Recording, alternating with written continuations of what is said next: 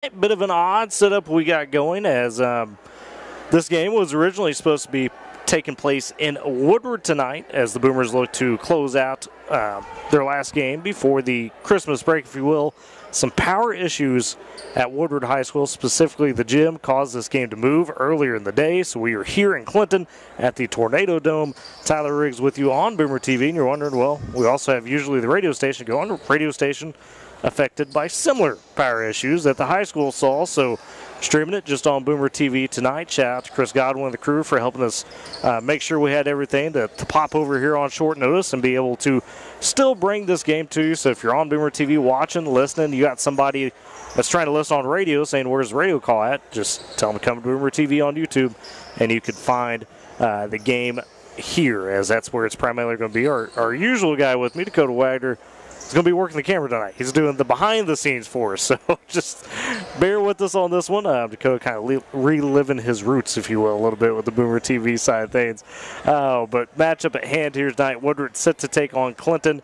And started with the girls' side of things. Catch up with Woodward did Saturday if you missed it. They hosted Elk City and had a good win in that one, did the Boomers. Kind of really, especially in the girls' game, a back-and-forth game of runs. Ultimately, Woodward was able to close out 60-56 in that one, leading the way.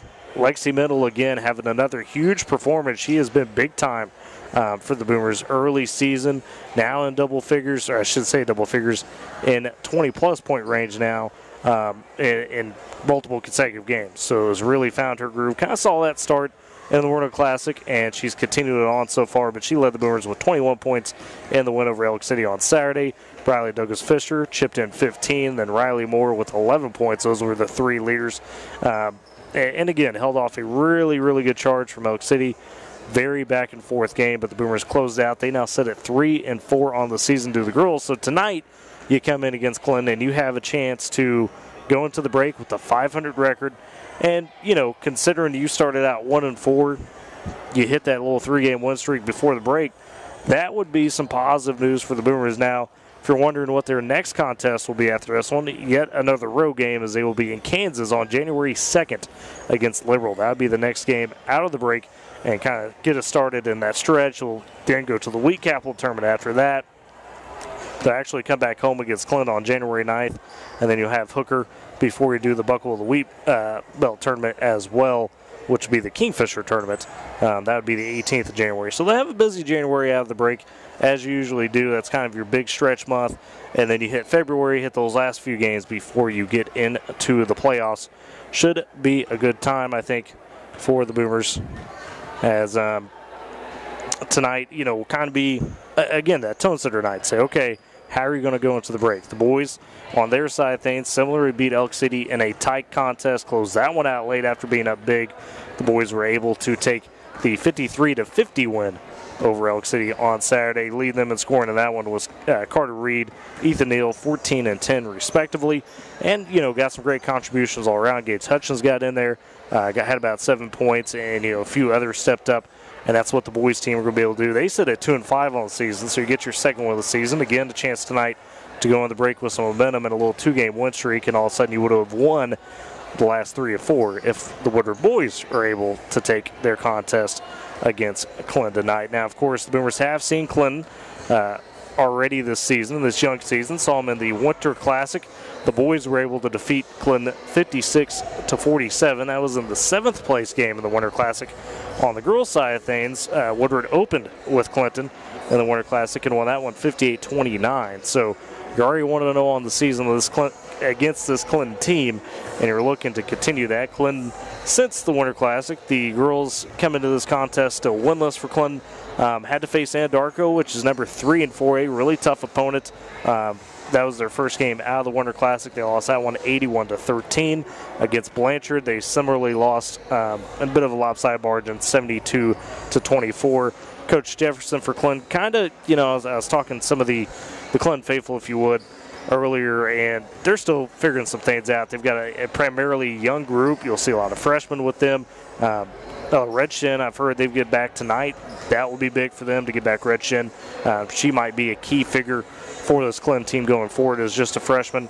And, some of your experience that you do still have for the Lady Reds would be somebody like Lillian Lime, the junior, seen a lot of playing time in her career. She was kind of an issue early on in that game against Woodward in the Winter Classic, where she was really kind of keeping Woodward honest, if you will. She was driving things for the Lady Reds and doing a pretty good job of being able to keep them in that one. So Woodward was able to pull away late. On the boys' side of things for Clinton, still struggling a bit. They did win their first game of the season against Elk City, but after that, they have not been able to find another victory since the Winter Classic. They faced two top 10 teams. Anadarko on the boys' side, number 7. They lost that one 83-39 against Blanchard a few days later, who's number 8. So you face the number 7, number 8 team in 4A, lost that one 82-31. So those were, tough games. We've seen that on the boys' side for Woodward, as, they had that stretch where they faced Anadarko to start the season, Weatherford, and then Kingfisher all back-to-back-to-back. And, this Clinton team, again, can keep you a little honest on their roster. A couple guys that I would say kind of gave us fits a little bit. They've still got some familiar names. Catavian Hill, the junior, might be a bit of a problem. Aiden Crumley, the Crumleys have been really good. The Crumleys have come through Clinton, and you'll see a few others that will pop up. They're a bit more of a mix of a roster, and they're going to continue to look to get better throughout the season under Coach Lucy and Bliss. Didn't have a bad year last year, but you graduate talent kind of back-to-back-to-back. It makes it real tough for either team. As we're just about 3 minutes or so before we get this one underway with starting lineups, national anthem, and opening tips. So let's talk about the keys to the game tonight for the girls' game. First up, for the Boomers, really the thing they exposed, I think, in the Winter Classic in the first matchup against Clinton was just they don't have a primarily experienced ball handler. Really, other than Lillian Lime, you get it out of the hands of her, things get a little tough if you can apply some pressure if you're the Boomers. And the Boomers, in a similar fashion, bust out kind of a new pressure, if you will, against Dodge City. Last week, we saw them on Tuesday night really do the same thing to Dodge City, pressure those young guards, force a lot of turnovers. I think the Boomers will bring some of that strategy over to tonight, challenge Clinton to handle the press, to handle that pressure early. And then if Clinton obviously is able to handle a little bit, you back off on some of that pressure and play good half-court defense. Other than that, you want to force those turnovers and run a little bit. That makes things and life easier. Of course, you want to be able to keep feeding Lexi Mendel. Lexi has been pretty much, a primary scorer for all sides of the court. I mean, you go inside, she's in the transition, being able to get those layups. Usually it leads the breakaway a bit. Steps out, she'll hit some threes. She can step in, hit a good 2, mid-range. So she has been early the go-to scorer. And in large part, you got to look to girls like Riley Douglas-Fisher, Riley Moore, Jocelyn Treese. They are doing a really good job of being unselfish. Riley Douglas-Fisher could say, hey, I want to go score 20 points and do that. But she's kind of taken more of a facilitator role early on in the season. Riley Moore has been a physical presence down low on the glass, whether that be offensive or defensive, and then getting some of those tough buckets on second chances, things of that nature. And Jocelyn Treese has been a good outside threat, has hit some threes, got some things going. That will need to continue for the Boomers. Then you'll need other contributions, girls like Chloe Luckett stepping up off the bench. We've seen the freshman Kaylee Mills emerge as well over the stretch last week and a half, 2 weeks. She's provided good size, good toughness, real good competitor, similar to Riley Moore. And then you'll see somebody like Akili Cope even maybe step off the bench and provide a little bit. That's what you'll need if you want success tonight for the Boomers. One of those matchups where they are going to have some size advantage, at least be able to match, if not be a little bit bigger, I think, than Clinton. So the clock has essentially struck 0, and we will get our starting lineups national anthem here in just a second. But again, if you got somebody out there that's trying to find the radio broadcast of this game, tell them no radio tonight, just here on Boomer TV. Tell them to go to the YouTube page, look up Boomer TV, find it there. Or if they still can't find it, you go z92online.com. There's a link to the stream.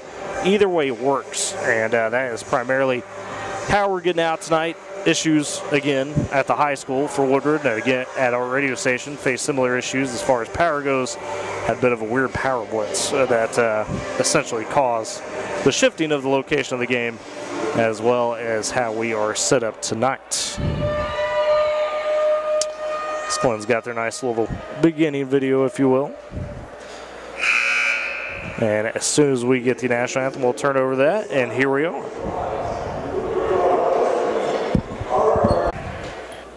On the quarter.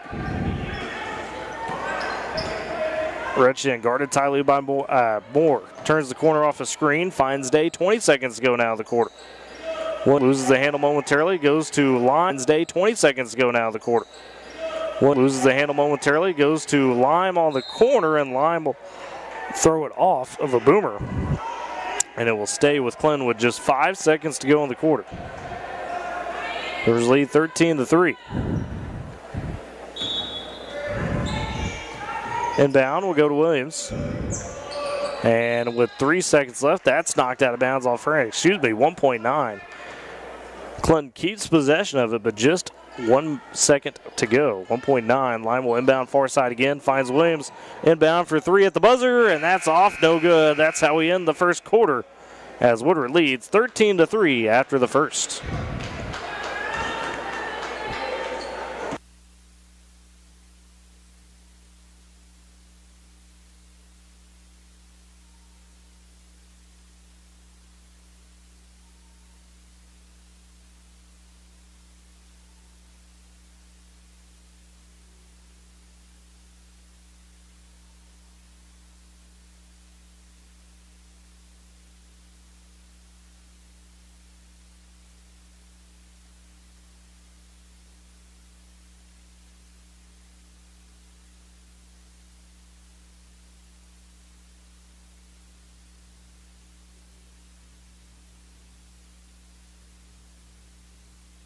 All right, so we are live. If you had missed it out a minute ago, if we had some of those issues, we apologize. But Boomer TV is live as the Boomers lead 13-3 after the first quarter. So Boomers scored the last 13 points of the quarter. Clinton got the first 3 in from a Williams 3. After that, it was all Woodward. Kaylee Mills leads the way with 8 points. Riley Douglas Fisher has 4. And you've got 1 from Riley Moore for the Boomers. As Clinton will start with the possession, begin the second quarter. Lime at the time, Retchen at the timeline. Tries to find Klontz on the right side, and that's off her hands out of bounds. And the Boomers will get possession back. As Treese brings up the court. Top of the key, Moore. To Mendel on the right side. Treese on the right wing. Now left wing to Moore. Moore goes cross court to Mendel. Mendel tries to go baseline, gets stopped up, and they'll say she stepped out of bounds. It's a turnover for the Boomers. So still 13-3, 7:36 to go in the second quarter. As Clinton will take the dribble back. Williams finds Retchen. Guarded tightly, though, by Treese. Retchen has to get across the timeline. Tries to go to Lime. Lime loses the handle. Is still not across the timeline. And there's the 10-second call. The Boomer press holds strong as it's a turnover from Clinton. Just as we were talking about, in case you missed in the pregame, really just Boomers did this against Dodge City, employed a high trap strategy about the timeline, a little bit further beyond it, and challenged Dodge City to handle that pressure. They could not. They're employing the same strategy tonight against Clinton. Boomers the other way. Mendel on the right wing, fakes the 3, kicks it to Treese, who takes the 3 from the left wing, and that's good.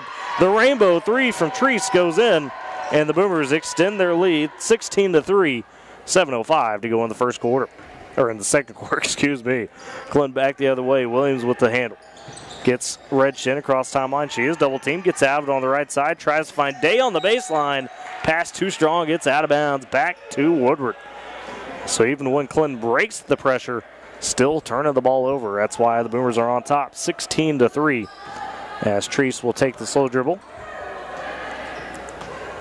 Feeds over to Moore, left wing. Free throw line to Douglas Fisher. Douglas Fisher trying to find it. A cutting Lexi Mendel throws that one away. The Boomers turn it right back over. That's one thing I know Coach Moore was really wanting to work on. Just those turnovers. Early season, got to cut them down.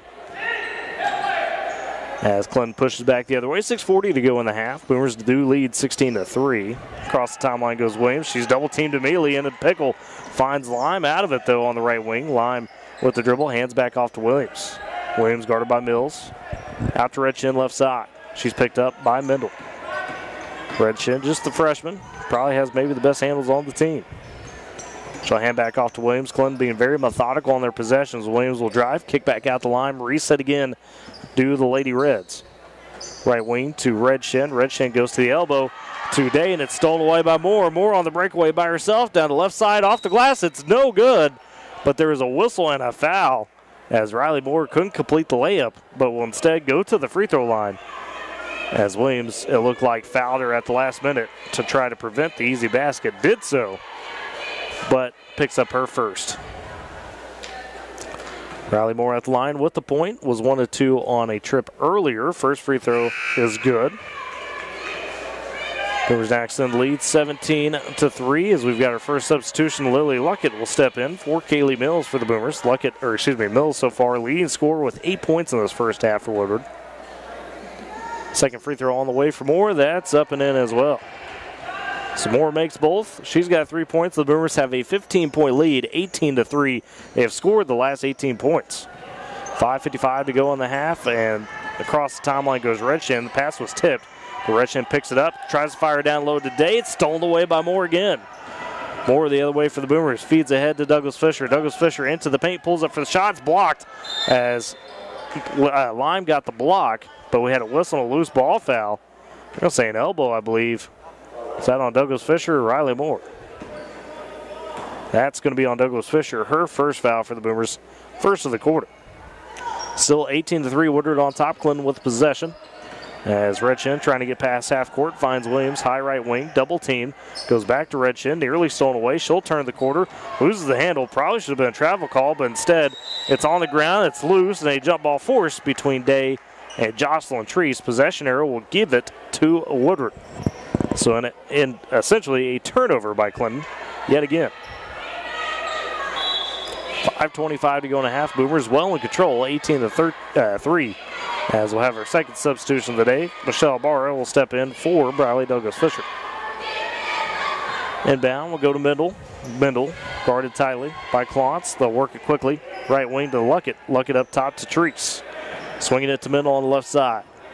Mendel kicks it back right wing to Luckett. Luckett has a sky for it in the corner.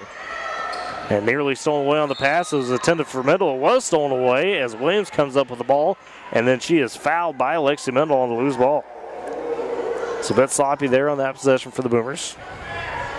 As you get the turnover and the foul, will be the first for Mendel. Second team foul for the Boomers in the quarter. Clinton the other way. Williams has a high left wing, gets out of a double team, finds Day on the backside for the shot high off the glass. That's well off, and the rebound fought for underneath between Treese and Williams results in another jump ball. This time the possession arrow will keep it with Clinton. 4:56 to go in the half. Boomers lead 18-3, but the Lady Reds with the possession. As it'll be Day inbounding beneath the left block. Throws it in, high left wing to Williams, and quick jump ball call there. She gets tied up, and the Boomers get it back. So it'll be Luckett inbounding from the side. Feeds into Treese. Treese feeds high left wing to Mendel. Mendel going to be picked up by Williams. Mendel with the dribble to the top of the key. Setting up the offense. Right wing to Treese in the corner to Luckett. Luckett thinks about the shot, now drives into the paint, has to kick it out to Treese. They work into the quarter. Mendel on the way for three. That splashes home. Lexi Mendel with her first basket of the night. And the Boomers extend their lead now 21-3 again, have scored the last 21 points. Clinton had the first three of the game. Lady Reds back the other way. Red Shin takes the possession from Williams, top the key. Feeds Williams, deep three on the way there from Williams. That's well off the glass. Rebound taken by Mendel. Boomers push back. Treese down the right side. Picks up her dribble, finds Mendel. They work at the Luckett left wing. She tees up the three. That one short. Rebound taken by Williams. Clinton goes the other way. Still trailing 21-3. Williams wants to slow it up down the left side and does. Finds Klontz in the corner. Bounces it to Williams. She's guarded tightly by Luckett. Needs some help. Tries to throw it inside. A dangerous pass is caught by Lime. Lime goes up for two from the left side and in. So Liam Lime with her first bucket and the first score for Clinton since about the first minute of the ball game. As they now trail 21-5. Boomers the other way into the paint to Barr. on the baseline to Moore from the right side. That's off the rim. Rebound taken by Mendel on the backside. Tries to go with the shot. It's blocked. Rebound stolen away by Clinton. Pushing the other way is Lime down the left side. She'll stop pop just outside the elbow. That's no good off the rim. Rebound taken by Mendel. She'll push back. Nice spin move. 3:15 to go in the half. Mendel top of the key. Right wing to Treese. Inside to Ibarra. Ibarra turns up for the shot. She's fouled on the way up. Shot was no good from the block, but Michelle Ibarra will go to the free throw line for two fouls. Or for two free throws, excuse me, as that's the third foul on Lillian Lime. So she's quickly got three. It's the second of the quarter for Clinton. Boomers lead 21-5 with 3:11 to go. First free throw for Ibarra is up and good. So Michelle Ibarra with her first point. Boomers lead 22-5, now on a 22-2 run. Second free throw, good as well for Ibarra Pure. She makes both. Boomers lead 23-5. Be the Lady Reds pushing back. Red Shin to Williams to Lime, across the timeline. Lime's pass is wayward, though, after the double team, stolen away by Luckett. Ahead to Treese. Treese with the crossover into the paint for the basket. Off the mark. Rebound taken underneath by Ibarra. She'll find Luckett behind her. Luckett off the glass. That's off the rim. No good. Rebound taken by Clinton. Feeds ahead to Klontz. Klontz in a 1-on-2 situation. Gets it off the glass and in. Peyton Klontz goes all the way. Gets her first basket. It's 23-7. Boomers still on top. 2:35 to go in the half. Right wing to middle, right corner to Treese. Treese on the baseline to Moore. Moore with the power dribble. Shot's no good, but she is fouled underneath. So Riley Moore draws the foul. And we'll go to the free throw line for another pair. This will be her third trip of the half. To the line, has 3 points, 3 of 4 so far.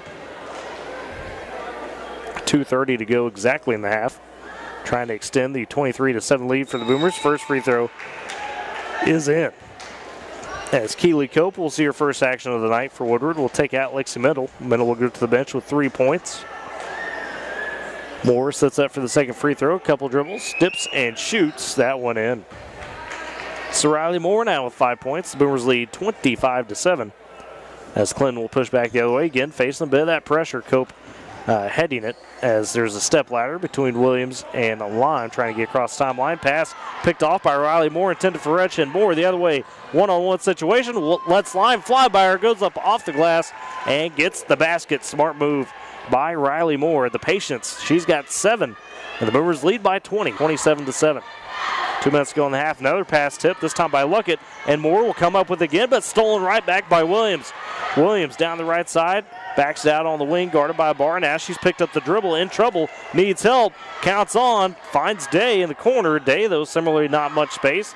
She'll find Redshin into the paint, wild shot, off the mark, rebound taken by Ibarra. So the Boomers stand up defensively. Handoff goes to Treese, feeds on the right wing to Luckett. Luckett collects, goes top of the key to Treese. They work it to an open Cope on the left wing. Bounces it baseline to Moore, tries to go cross court to Treese. 3 on the way from the right side. Splashes home for Jocelyn Treese. She's got 6. That one Treese felt good about, left the hand hanging. Boomers lead 30-7, minute 15 to go in the half. Lady Reds the other way. Redshin at the top of the key, feeds back to Lime. Deep 3 from the line, left side. That's well short. Rebound's going to be fought for, taken by Ibarra. The Boomers will go back. Treese with it. Now she's trapped up by Klontz. Klontz pokes it away as Redshin comes up with it. Clinton forces the immediate turnover. Under a minute to go in the half, 55 seconds. Down the right side is Redshin. Now timeout taken by Coach Jefferson of Clinton. So 53 seconds to go in the half. The Boomers lead 30-7. Well on top. Clinton starting to find a little bit more of a groove in this second quarter. Only had 3 after the first quarter. It was 13-3. Boomers have still outscored the Lady Reds 17-4 in this quarter. Pressure has been immense. Been all over Clinton. You've seen it on the Boomer TV stream, just basically across the timeline or right before it. Even sometimes all the way to the opposing top of the key, almost 3/4 court. The Boomers at least sending, 1 or 2 players to pressure the Clinton guards has been highly effective.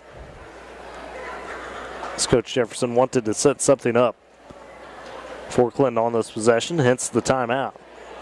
See what he's got. The Boomers taking extended time of this huddle with Coach Moore, Coach Jones in there as well. Dakota, I think, doing an okay job on the camera so far. Maybe. I don't know. We'll see. As the inbound goes to Klontz. Klontz goes left wing to Redshin.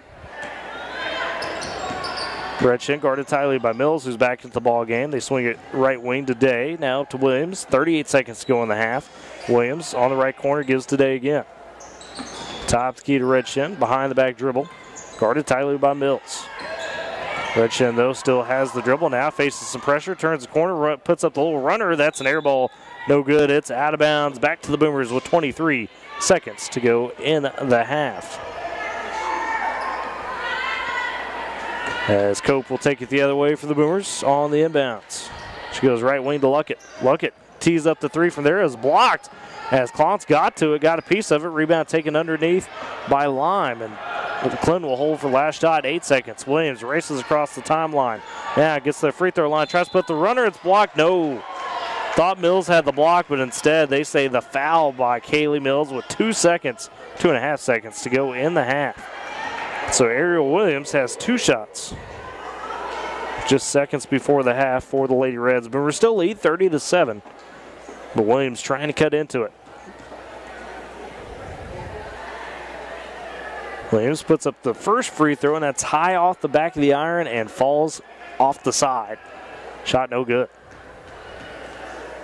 Second free throw on the way for Williams. That one's strong as well. Rebound taken by Moore. Has to heave it, and that's going to be no good as it's short. That's how we end the first half.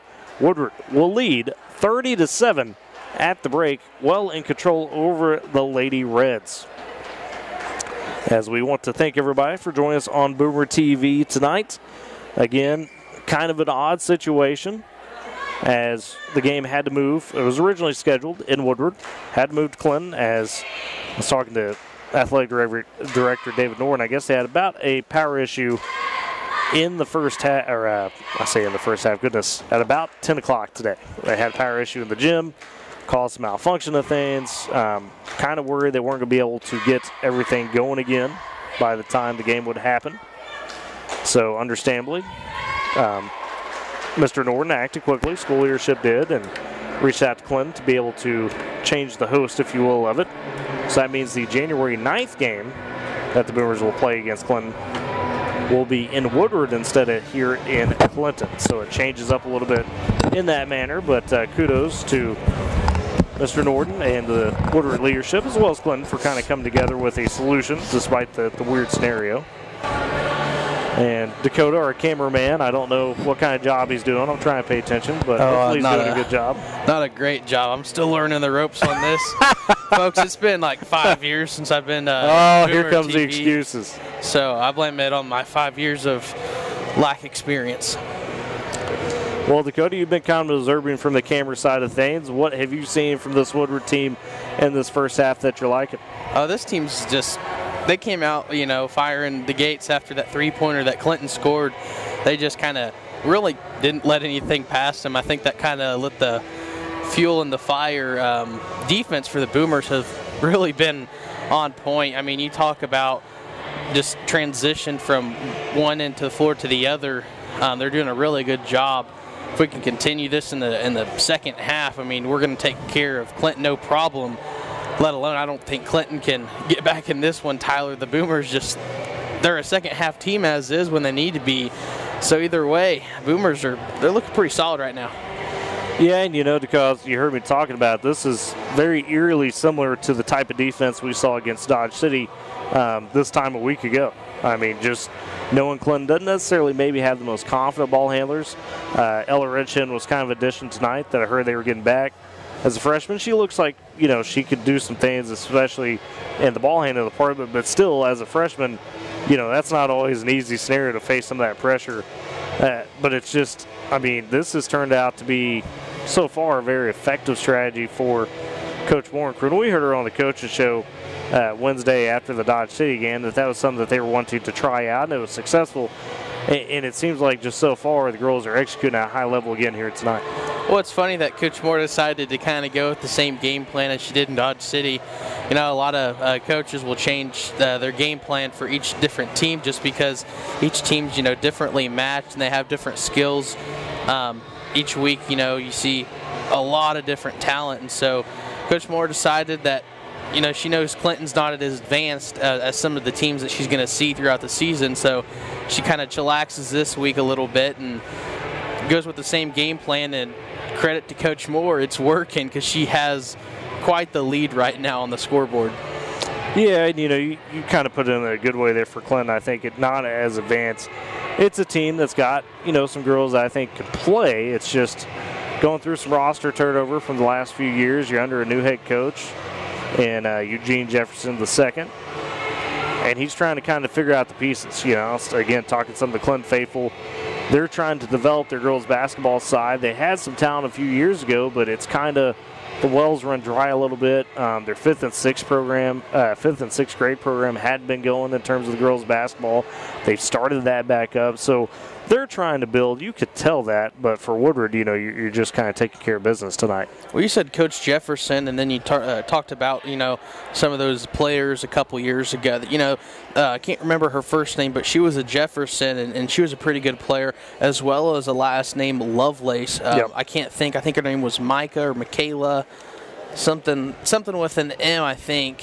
Lovelace, but she was really Lovelace, good. Yeah, Jefferson, two really good players for him. Really good players, you know, that Woodward had seen 2-3 years ago, and then now they're kind of in that rebuilding situation, banged up a little bit in the preseason, and you know, now they're starting to get some of their girls back. They can go a little deeper in their roster because remember, at the Winter Classic, they only had 6 players in that Winter Classic. Yeah, and now you're closer to 9, so definitely, you know, again, getting some of the girls back, things of that nature, it definitely helps. You know, you want to be at full strength, so they are being able to do that a little bit. As we're seeing tonight. Players in that Winter. Excuse me, don't know what was going on there. Getting a little bit of feedback, maybe. Interesting. So, yeah, that was a bit wild. But anyways, what's the Clinton took the score up? Or no, they didn't. It's 30-27. A 23-point lead for the Boomers. That's 30-70. We said 30-27. Oh, I said, yes, whoa. I'm looking at two different things here. Whoa, Dakota, whoa. Anyways. Yeah. But 30-7. I know the point you're trying to make. Yeah, Woodward has been in control of this game. Clinton led one time. That was after Ariel Williams made the first 3 of the ball game. Since that point, Woodward went on a big run. You know, at one point had a 20-0 run. Yes. From that point. Clinton would score, make it 20-5. Woodward answered, made it 22-5. But it's just been slow going for their offense. And, you know, how about Kaylee Mills in this first half? I mean, we talked about her seemingly more and more as the early season's kind of gone on. We've seen her get more time, get more trust. She's been physical. She's been a competitor down there. And you know what's crazy is that, like, you've already got what we feel is a good competitor and a good rebounder, and somebody like Michelle Barra. So Coach Moore has kind of gone from not having a bunch of size compared to last year to all of a sudden you've got Kaylee Mills, you got Michelle Barra, Riley Moore and Briley Douglas Fisher are a lot more confident on the post. So you got 4 girls that I think you could really rely on at certain points for this Woodward team, and Coach Moore's got to love that. Oh, I agree. You know, you take a look at what she did in the beginning of the year. You didn't see Kaylee Mills starting. You didn't see some of these girls getting as much playing time as they were. To talk about Kaylee Mills, she didn't see her first playing action until the I think it was a late 4th quarter of the Anadarko game. Maybe it was even after that. And then all of a sudden, Kaylee Mills is now the 6th man on the roster. She's getting those minutes. And then fast forward to just last week during the Winter Classic, Kaylee Mills gets her first start. She's on the court. She's making a difference on the team. And now she's kind of leading the team in rebounds, like you're saying. She's grabbing those boards. Great defensive player. Knows where to be at the right time. She's being very, very vocal on the court, telling some of these older girls what to do and on the situations. And she's a good leader for a freshman. And a lot of people not going to realize that she's just a freshman out there playing. She has such a high skill level. Yeah, well, if you didn't see her during softball season, she's tearing it up. She's tearing it up. Again, that competitive fire was there. And we saw that, you know, camaraderie kind of build between her Riley Douglas Fisher, girls like Riley Moore, Jocelyn Teresa all play together on that team. So you kind of get some of that chemistry built early, if you will, before basketball season. Woodward, no surprise, first out of the locker room as they're getting their shots up. Clinton taking a little longer. Coach Moore, Dakota, I imagine probably the message was pretty simple and sweet. Hey, keep doing what you're doing. Make sure you're not turning the ball over at a high rate because that can let any team back into the ball game. Oh, of course. And keep being physical underneath the basket, right? Keep fighting for those rebounds, whether it be offensive or defensive. You check those 3 boxes. Woodward should be able to finish this one off, going to the break at 4-4 on the girls' side. I mean, for a team that started out 1-4 to take that 3-game win streak into the break, I think that'd be the ideal scenario. And that's what Coach Moore wanted. She talked about that on the coaches show, like you mentioned earlier. And she said that she wanted to go 4-4 into the break, and so she could start, moving some key pieces around and start looking into the future.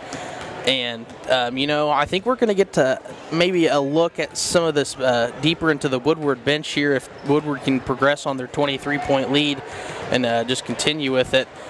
Coach Moore knows also what this Clinton team is capable of. They're capable of making that run back. They're capable of shooting from the 3-point line coming out of the second half and giving Woodward a scare. But if Coach Moore plays it smart like she had in the first half, we're going to get to see some of these players that haven't got to play throughout the season get some good minutes here, hopefully in the third quarter. Yeah, that would be a good goal, like I said, because you just, especially before the break, you'd like to see some of these girls get a little bit more extended run, or there would be a little luck at Keeley Cope, you go deeper into the bench. I mean, maybe a girl like Bailey Nelson, right, yes, that would come in there and get a chance. So we know, she's a good athlete as well from softball, it's all about obviously. Getting a chance, and, you take a look at the schedule that we play until Christmas. We play a lot of good teams to open up that schedule. That's the reason that some of these girls haven't been able to get off the benches, because some of these games have been so close. But Tyler, take it away. Yeah, hey, thanks for joining me, Dakota. Let's get you back on that camera as we're about ready to start the second half between Clinton and Woodward. It'll be Clinton's possession to begin. The inbounds will go to Ariel Williams. As Lime top the key with it. She goes into the corner to Redchin. Redchin on the baseline, running out of space. A whistle and a foul on the baseline. It's going to be on the Boomers. They will get Riley Moore. And that will be Moore's, should be just her second. It is. So unfortunate there. Clinton will have the possession underneath their basket. The right side of the baseline beneath the block. Day inbounds. Throws it out to Williams on the right wing. Williams guarded tightly by Moore. Has to go to the top of the key. Reset the offense. And now a steal taken away by Alexi Mendel. Mendel the other way for the layup. Lets the girl blow by her and gets it to go. Nice move by Alexi Mendel. She's got 7 in this one. Boomers extend their lead 32-7. 7:29 to go in the third quarter. Just underway in the second half. Top the key, Redchin for Clinton. Tries to go to the left corner. That's batted away by Riley Moore. Moore saying, you're not getting one. Not getting an easy one. Clinton will keep the possession. Be a side out inbounds on the far side of us. As Williams will take it. Looking to throw it in. Now finds Day in the corner. Hand back off to Williams. Goes baseline. Gets some space for the layup. It's too strong. Rebound fought for. Williams has it. Tries to kick it out to Clont. Stolen away by Mendel. Mendel pushing the other way for the Boomers. Feeds ahead to Mills. Mills for the layup and in. The sophomore to the freshman. And Kaylee Mills double digits tonight with 10 points. Boomers extend the lead 34-7. 6:55 to go in the third quarter as Williams takes it across the timeline. Guarded tightly by Moore. Williams gets a screen from Redchin. They work it to Redchin, top of the key. She'll set up the offense for Lady Reds. Hands off to Lime. Lime will back it out the logo. Clinton again trying to be patient on their possessions when they get a chance in the half court. Now pass stolen away, intended for Redchin. Mills takes it by herself. Power dribble for the layup off the glass, and it's in. Kaylee Mills with a quick 12 points now. Led the Boomers at half with 8. She's up to 12, and it's a 36-7 lead, and that forces a quick timeout by Coach Eugene Jefferson II, just about a minute 30 into this third quarter. As Mills has been aggressive, Boomer defense, again, continues to be strong, as they've just got Clinton right now in a bad spot. This Lady Reds roster is not confident in what they're doing, as it seems like there's 6 Boomers at times on the court really being aggressive. This is the time you see Coach Moore be just a little bit, I wouldn't say picky, but when you've got a lead like this, you're up 36-7, you can't just go into huddle and say, okay, girls, you're doing great, everything's fine. She's going to pick on some things to coach them up on. You can see that right now in the huddle. Her and Coach Jones just going over some of those basic things. It's what you got to do. Got to keep everybody focused mentally, if you will, in the ball game. As out of the timeout, Clinton will have the possession. Boomers do lead 36-7, 6:24 to go in the third quarter. Woodward started out on a 6-0 run to begin the second half. Lady Reds takes the inbounds. It's Williams. Goes to Redchin, right wing. Back to Williams up top. She's guarded by Mendel. Mendel with the dribble. Left wing. So that is Redchin, excuse me. Had Lime. They throw it down. Lime on the left block. Turns for the quick shot. It's too strong. Rebound taken on the backside by Moore. Moore feeds ahead to Mills. Mills on the right wing. Now goes back to Treese. They work to Mendel left side. Mendel in the corner to Douglas Fisher. Douglas Fisher with the dribble. Could have the dribble. Had used it. The Boomers reset the offense. Mendel top of the key. Has to pick up the dribble. Guarded tightly by Redchin. Finds Douglas Fisher, who gets her out of trouble. Douglas Fisher will reset at the top.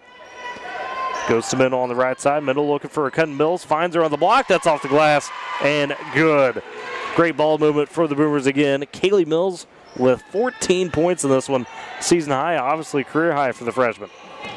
Clinton back the other way. Lime on the right side. Takes the dribble. Feeds back to Williams. Boomers do lead 38-7. Now Redchin fires a three for Clinton. That banks home from the left side. So Ella Redchin with 3 points. Her first three of the ball game. Clinton makes it 38-10. Boomers quickly the other way. Mendel drives into the paint. Double team. Loses it off her foot. And it's a jump ball as Kaylee Mills gets in there with Williams. Possession arrow will keep it with Woodward. So a rare mishandle from Lexi Mendel. Forces the jump ball. Boomers still have the possession and the lead. 38-10. 5:06 to go in the third quarter. Treese will inbound. Finds Douglas Fisher, left wing. Back to Treese to Douglas Fisher. Playing a little catch. Douglas Fisher goes top to Keela Moore. Right wing to Treese. Treese, a little space, will back it out. Boomers just trying to run some set right now, it looks like. Set offense. Treese trying to direct traffic. They work into the corner to Moore right side. Tries to find Mendel in the paint, Mills in the paint. That's stolen away by Williams, and Clinton pushes back. Williams down the left side. Spin move. Tries to cut into the paint. Angles in, goes for the shots. Blocked. Good defense by Mills and Moore. Williams, though, collects the rebound, and Clinton works at top of the key. Lime with a three on the way. That's too strong. Rebound is taken by Douglas Fisher. Douglas Fisher pushing for the Boomers down the right side. Nice bounce pass to Mendel underneath the basket, and Mendel gets fouled before she could even put up a shot as Klontz kind of ran over. 4:20 to go in the third quarter. Boomers lead 38-10. Klontz picks up her first foul of the ball game. First in the quarter for Clinton. Inbound will be Treese beneath the left block. Tries to find Mills on the right side. It's tipped away, knocked out of bounds by Clinton. Boomers keep the possession. Stick around as the boys will be immediately after this game. Boomers will inbound yet again. This time Treese finds Mendel down on the left block. Powers away through. Tries to go up with a shot. She's surrounded by three Lady Reds, and it's blocked. Redchin comes up with the ball for Clinton. Feeds back behind her to Lime, and Lime with the slow dribble for the Lady Reds. 4:05 to go. Lime across the timeline of the third quarter. Redchin on the wing. Gets double team. Has to find Williams. They feed back to Redchin. She'll set up the offense for Clinton. Lady Reds have shown this patience so far as Redchin takes it on the left wing now. Poked at by Jocelyn Treese. Redchin collects it back. She has to pick up the dribble. Finds Lime to Williams. Williams trying to angle to the free throw line. Kicks it back out to Lime. Lime, a off-balance right wing three. That's short. Rebound fought for. Eventually picked up by the Boomers as Mills collected as initially in the ball a hands of Day. But instead the Boomers come over with it. More across the timeline. She's bumped by Klontz, and Peyton Klontz commits her second foul of the quarter. And her second of the ball game. Boomers will have the side out inbounds. Still with the lead are the Boomers, 38-10, 3:30 to go in the third quarter. As Lime will see her first time sitting today. Boomers inbound, they'll work it around to Moore. On the right block, Moore powers in, goes up for the shots, too strong. Backside, Mills tries to get the rebound, but instead it's picked up by Clinton. And now Klontz is going to get fouled. As she turned, bumped right into Jocelyn Treese. I don't even think Treese intended to do that. It just happened that way. as they will have the, maybe the Boomers get the possession. Call, excuse me, I thought it was going to be a foul. Woodward instead comes up with the possession. They call a turnover. Travel from Klontz. So my apologies. As Lily Luckett steps into the ball game for the Boomers. She will take out Jocelyn Treese as they're trying to figure out where to, not sure what the pause here is. The both teams have gone to the sidelines, maybe what spot or something, as the official, Rick Michoud, goes over to the scorer's table trying to figure out what's on here. Boomers do lead 38-10, 3:21 to go in the third quarter. Boomers will have the possession out of this break, as there was a turnover from Clinton just slightly before that. Let's see what five the Boomers go with. I think Michelle Ibarra is going to step in. Looks like it'll be Luckett, Ibarra, Mendel, Douglas Fisher, and Mills. So the Boomers going a little bit bigger, I guess you could say. A little bit more size in that lineup.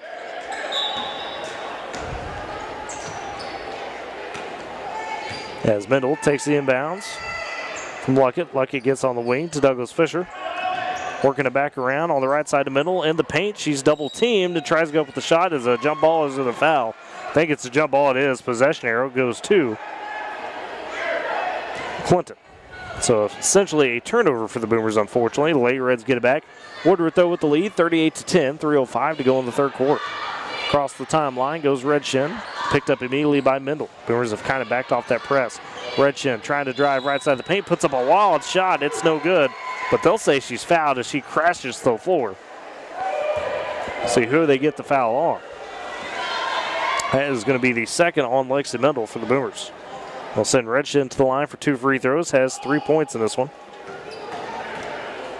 Just a lone 3 on the day. First free throw is up and good. Red Shin, Clem believes is going to be a good one for him. Just freshman again, has some good length to her. Seeing her first kind of real action this season. Second free throw is no good. Rebound picked up by Michelle Barra. Boomers keep the lead, 38-11, 2:50 to go in the third quarter. Working back the other way, left wing Luckett. Elbow to Douglas Fisher in the corner. Mills tees up the 3. That's a bit off. Rebound fought for, picked up by Mendel. Mendel has it on the right elbow, feeds to Luckett. Now back to Mills on the left wing. Kicks it over to Mendel on the right side. Right corner goes to Douglas Fisher. She's working. The Boomers working around the perimeter as they find Luckett left side. Back to Mendel. A little catch between the top of the keys. Swinging it into Mills, left corner.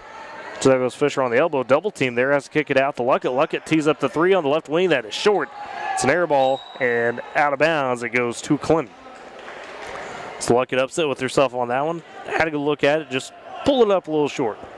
Clinton will take back the possession. 2:13 to go in the third quarter. Boomers do lead 38-11. Red Shin the other way for the Lady Reds. Has it high left wing. Hands off the line. Line goes over the top of her. Now has to angle back out. Good defense from Douglas Fisher. Line with the dribble. Tries to race down the left side. Finds Williams, and I'll say a foul. I believe that's going to be on Luckett. As Luckett maybe bumped her a bit. And it will be on Luckett, her first foul. Third team foul of the quarter as Keely Cope will step in for Kaylee Mills. And Clinton will have the inbounds. On the left wing, line with it, dribbles into the paint, a wild runner, that's no good. Rebound taken by Cope. Boomers push back the other way, 1:45 to go in the third. High right wing to Luckett. Luckett with some space, National drive into the paint, kicks out to Barra on the right baseline. Barra, nice bounce pass inside to Douglas Fisher. Douglas Fisher seeing some tough pressure from McBrayer, and that shot's no good. Eventually goes out of bounds. It'll go to Clinton. So tough look by Douglas Fisher. Shot was off. Clinton will take possession back. 1:30 to go in the third quarter. Boomers lead 38-11. Across the timeline goes Red Shin. Red Shin picked up by Cope. Behind the back dribble by Red Shin. Trying to set the offense. 1:20. National attack into the paint. Takes a bump and a foul, they'll say, as Ella Red Shin drives into the paint, picks up the foul. See if they'll get it on the shot or not. As the foul is going to be the 4th of the quarter for the Boomers. Looks like it will not be a shooting foul. And they'll get Keely Cope for her first. So the Boomers lead 38-11, minute 19 to go in third. Clinton, though, with the possession. On the right wing, Williams takes the inbounds. Pass top the key to Lime. Lime feeds to Redshin behind her. Redshin just simply hands off to Williams, who goes around the top, tacks down to the left block, gets double teamed, has to throw it out wildly, gets it to Redshin. Williams will get it back. Guarded by Luckett. Williams attacks into the baseline, goes for the shot, and gets it over Michelle Barrow somehow and gets the bucket. So Ariel Williams with 5 points. 38-13, Boomers still on top. Under a minute to go in the third quarter. Into the left corner, Cope will take it for Woodward. Goes top the key to Luckett. They swing it to middle right wing. 40 seconds to go in the third. Inside to Douglas Fisher. Double teamed and goes for the shot. They'll say a foul. We'll see if they get a shooting foul or not. Douglas Fisher took a bump as she tried to turn to the basket. And it is going to be a shooting foul. So Douglas Fisher goes to the line for 2 free throws. McBrayer picks up her first foul. Nashi McBrayer seeing her first action in this quarter.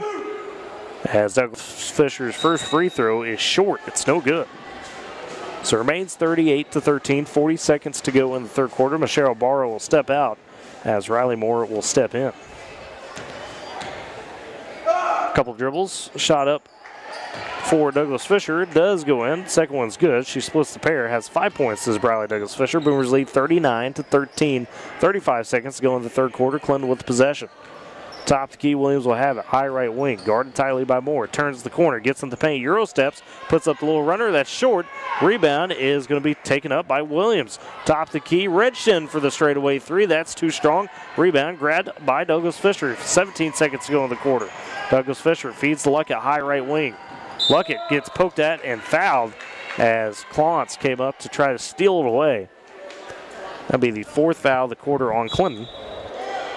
And the 3rd on Clontz. As McBrayer steps back in, it stepped out for a minute, but now she'll step back in for Clinton. The Boomers will have possession. The inbound goes to Cope on the right wing. 10 seconds to go in the quarter. Cope with the dribble. Finds Douglas Fisher, the middle left wing. 7 seconds. Turns the corner into the paint. Loses the handle. Picked up by Moore. 3 seconds. Moore a power dribble. Tries to fight inside. Puts up the wild shot. That's off the mark. And rebound taken on the backside by Douglas Fisher. Not going to matter as the Boomers will take a 39-13 lead into the fourth quarter over the Clinton Lady Reds. As the Boomers again in that quarter outscoring Clinton, but a little tighter that time. As it was 30-7 at the half, 39-13 means the Boomers outscored 9-6 in that quarter. Kind of a slow-paced one.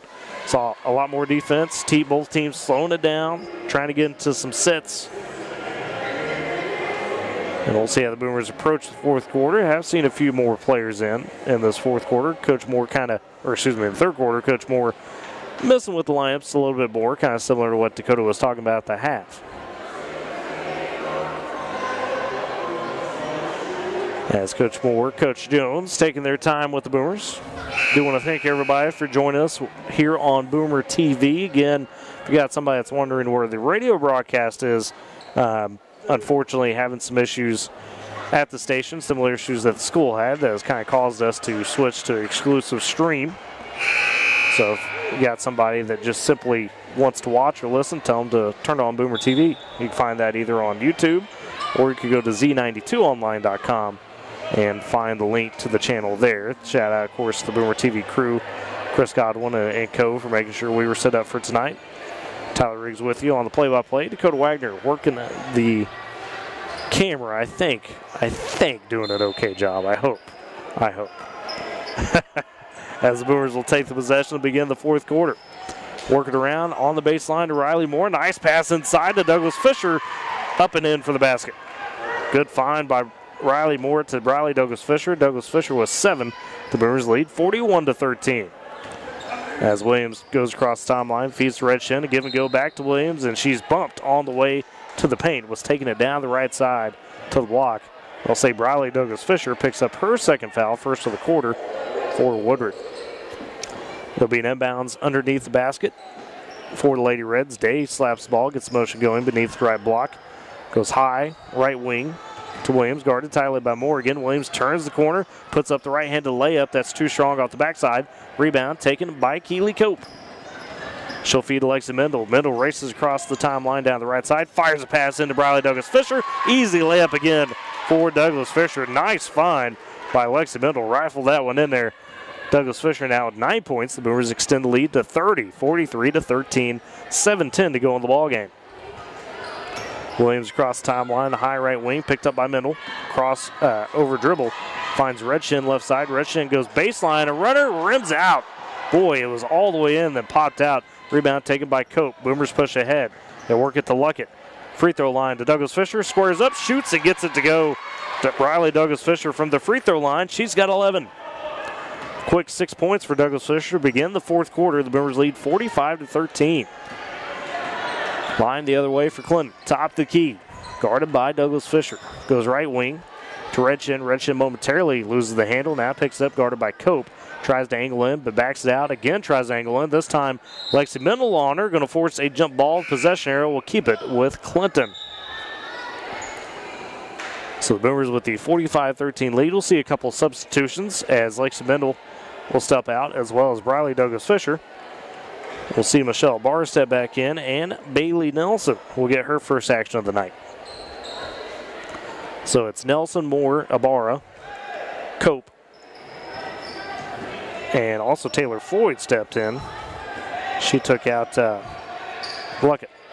So Clinton with the inbounds. They try to work it to Redshin down low from Williams, and that's too strong of a pass. Redshin can't catch up with it. It's a turnover for Clinton.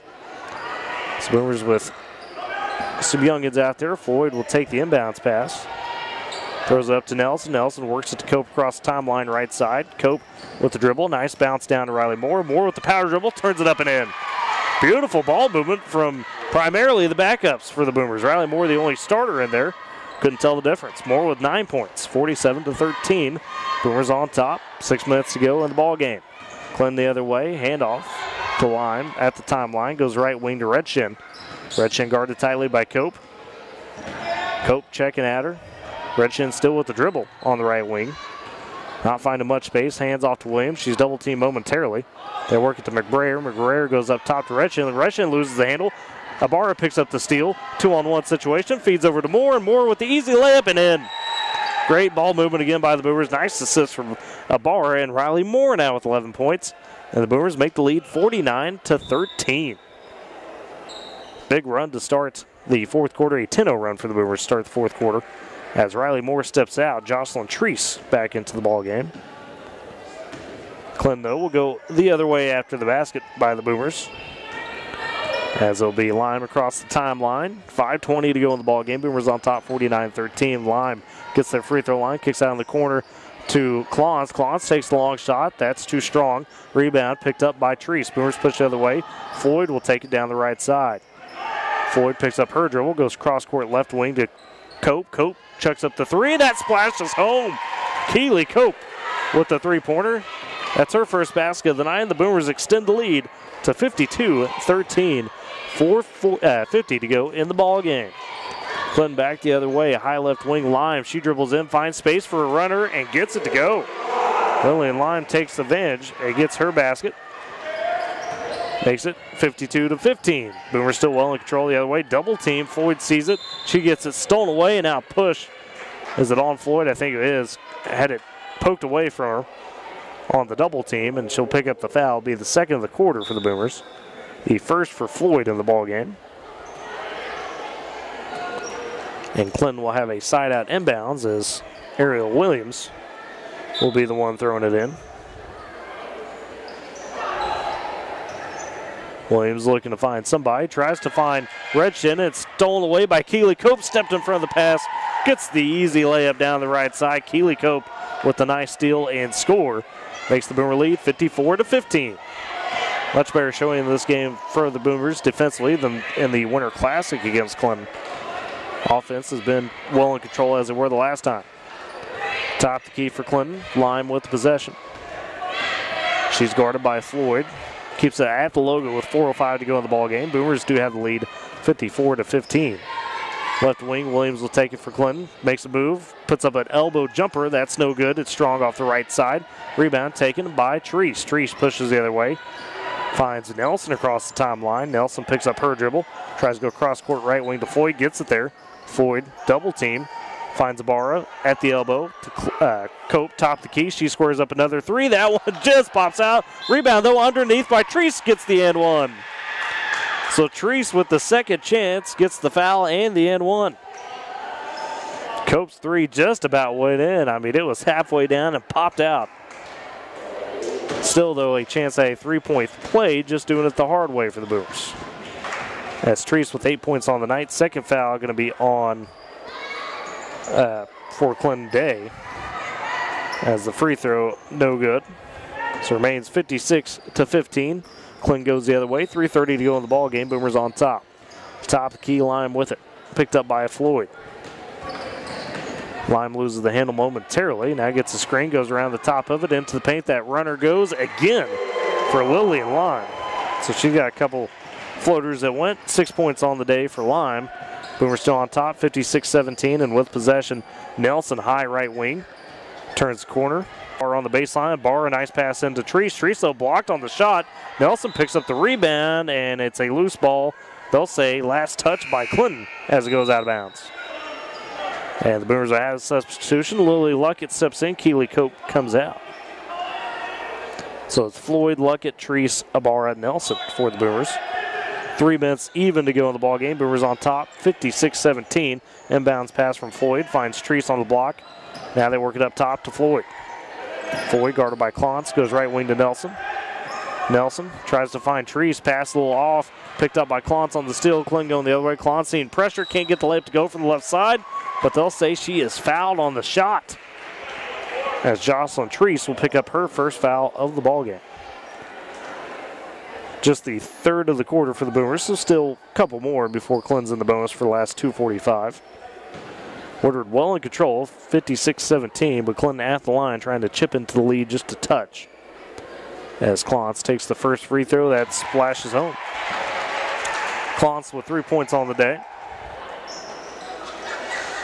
It looks like we're going to see Belinda Romero in for the Boomers, first time today.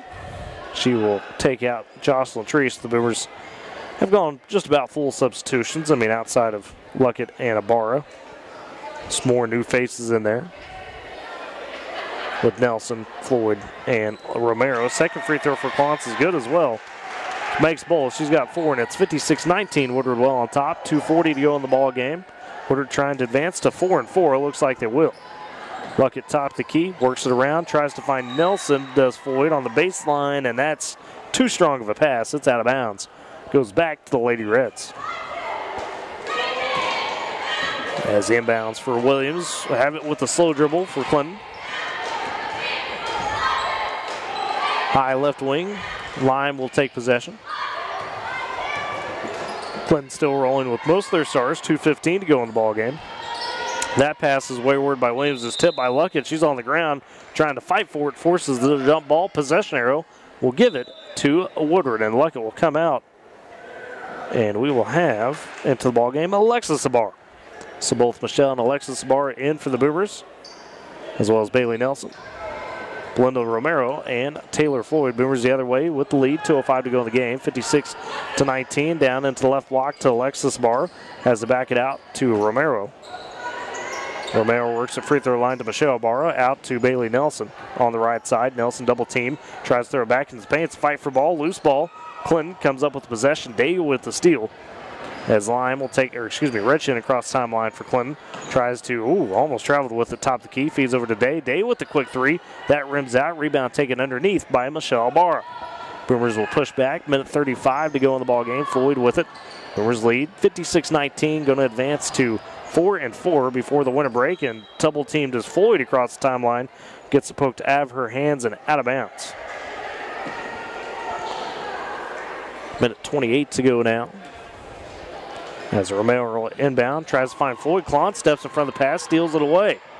Into the right corner goes Clontz, puts up the shot, and it goes down. The three-pointer from Peyton Clontz.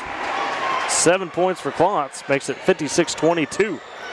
Boomers the other way. Nelson finds Romero on the right side, dishes it down nicely to Michelle Ibarra. Ibarra goes up and in for the score. Good feed from Romero to Barra. Barra with a nice finish underneath the basket. Barra with 4 on the night. Boomers lead 58-22. Williams quickly the other way for Clun. Gets at the paint. Has to kick it back out. Finds Retchin. Retchin, the runner, in front of the basket. That's no good. Rebound taken by Michelle Barra. Under a minute to go. Woodward still on top, 58-22. Nelson tries to fire past to Michelle Barra. That's stolen away by Lime. Lime on the breakaway by herself for the layup and gets it in.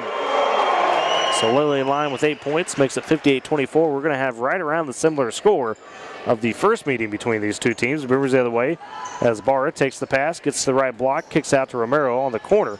Romero guarded tightly, finds Floyd. They work it to Nelson. Left wing, it's a long 2. Nelson's foot on the line. It goes down. Bailey Nelson with the bucket, her first basket of the ball game. Boomers make it 60-24. Just 15 seconds to go. Boomers on their way to 4-4 on the season.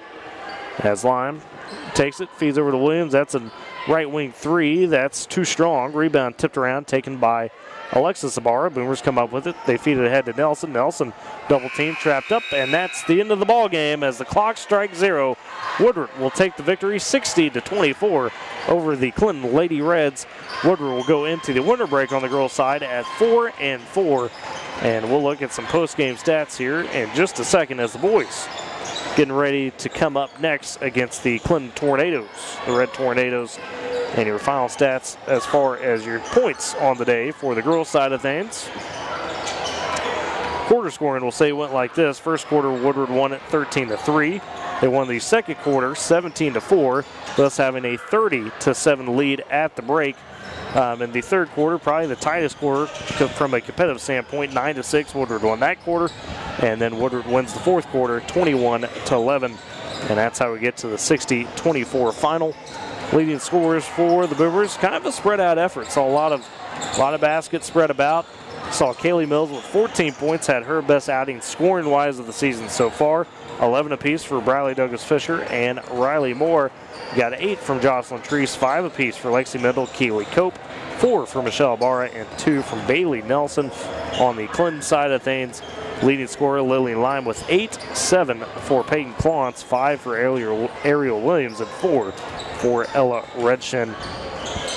Dakota, you're obviously observing, watching the game through the camera lens. Yeah. Seems like everything we talked about at the half kind of came to fruition for the Boomers. Just take care of the ball, continue to play stifling defense, and capitalize on those easy baskets. It seemed like they did that in that game. Yeah, in the first half, I think we held them to, was it 13 points or 7 points or 7 points? 7 points in the first half.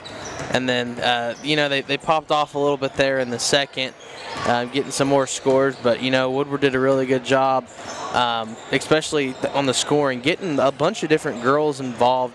You don't have 20 from Lexi Mendel this time, but you have 14 from Kaylee Mills, the freshman, and then it goes down the list from there on the points that you mentioned. Good effort from the girls, 4-4 on the season, and we don't have action for the girls until January 2nd now. Yeah, you mentioned that. The next contest will be in Liberal. That's right, taking on Liberal out of the break, if you will, January 2nd. So don't get too much of a New Year's. You got New Year's, and then it's right back to basketball, and you have a lot of games in January. We were talking about that earlier.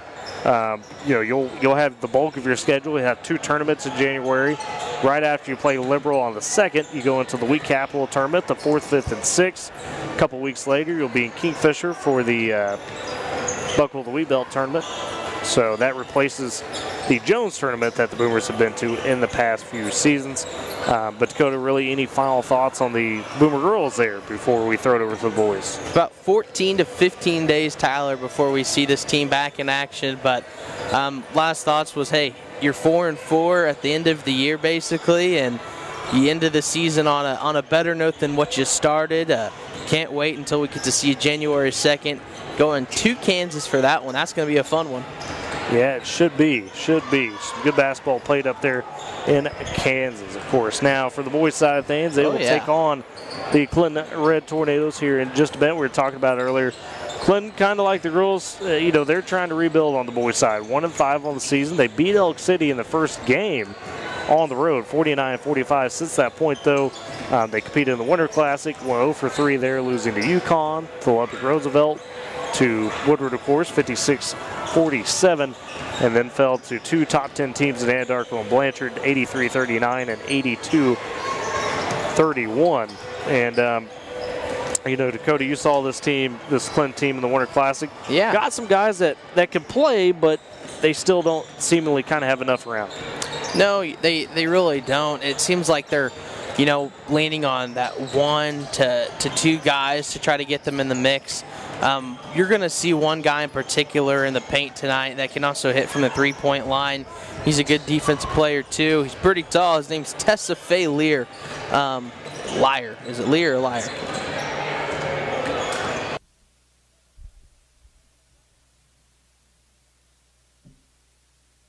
I think I said the wrong name there. I'm looking for the roster. I definitely had said Dakota. the wrong name. Oh, Dakota. I tell you, folks, Tesfaye Liar Lear is Guyman. It's definitely on Guyman. Yeah, it's a Guyman. So I was highlighting Aiden Crumley earlier, 6'3", yes. for the Reds. Had the Jackson, Jason, can't think, the Crumley twin brothers that graduated 2 years ago. Yes. Very good. Crumley name, pretty good in terms of basketball for Clinton. He'll be a problem.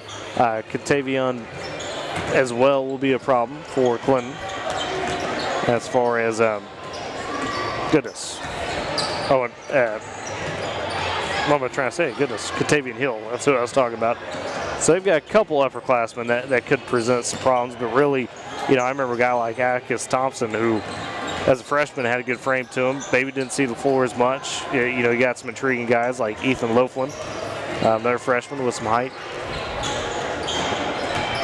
And so it'll be interesting to see what Clinton does. I mentioned they are 1-5 on the season. Boomer boys 2-5 on the season, trying to go into the break at 3-5. And, you know, Dakota against Elk City, they had the big lead early in that game. Elk City fought their way back, was able to make that a contest down the stretch. And Woodward, for really kind of one of the few times so far this season, they've been in that scenario. We saw it a lot in the Winter Classic. They closed it out in that game Saturday. You know, we've played, you know, this was supposed to be a home game.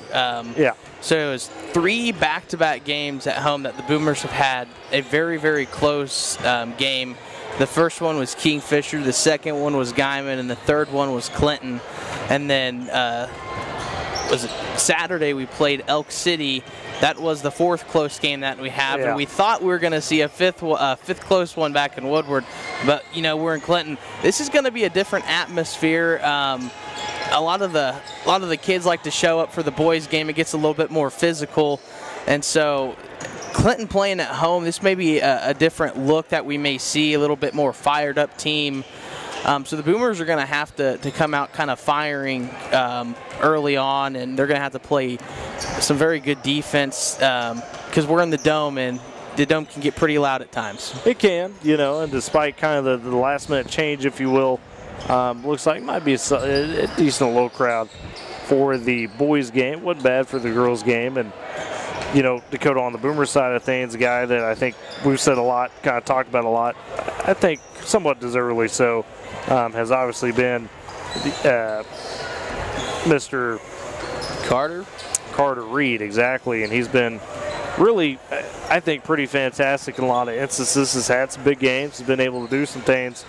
Just now, if you're, you know, Carter Reed and the rest of these guys, you just got to find some consistency, right? You got to be able to say, okay, we're going to play that real complete game, and I think that's something that Coach Gaines wants to see from this team. You know, we saw Carter Reed beginning of the season, you know, scoring double digits, 12 points I think he had around his first game, somewhere around there, and then he starts picking up the 20-point game, back-to-back 20-point game, 3 games in a row he's now had 20-point game, and it's kind of back and forth with Carter Reed, but you know, he's really found his groove, and I think he's kind of our offensive leader out on the floor.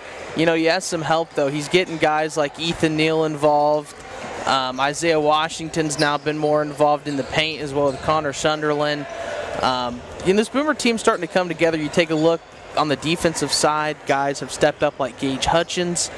And then you got the main vocal guy on the court, Connor Price, telling guys, you know, where to be at the right times. And this is going to be an interesting matchup here. Yeah, and we talked to guys like Connor Sutherland kind of before the Dodge City game. That was one of those games where they felt confident in what they were doing and what they could do in that one. But again, kind of get that bug of you just got to be able to close it out. Obviously, Dodge City, had a really good athlete there in Tochi Okoro that made things a little tough on you. But I'd say it's safe to say, as good as Clinton usually produces some athletes, don't quite have that guy here tonight like an Okoro to affect you maybe, or even, a guy like a Cole Bowie for Elk City. Yeah, I agree with you. I was talking to them, a couple of the guys before, the game, and one of them particularly said, at this point, we're just trying to take one game at a time and not worry about what we have ahead in the future, because I think we're getting our head wrapped around too much. And so, that maybe taking this game a little bit more seriously, and as Clinton is now going to be heading to their bench, and so is Woodward. Boomers trying to get their third consecutive win now. No, second consecutive win. Right, the girls just got their third consecutive win is what it was. The boys trying to go for 2 in a row. And again, you try to get to 3 and 5 before the break would be good to do so, considering, you get to that term of time out of the break, you could really start stacking up a record, if you will, going forward as we get the starting lineups right now.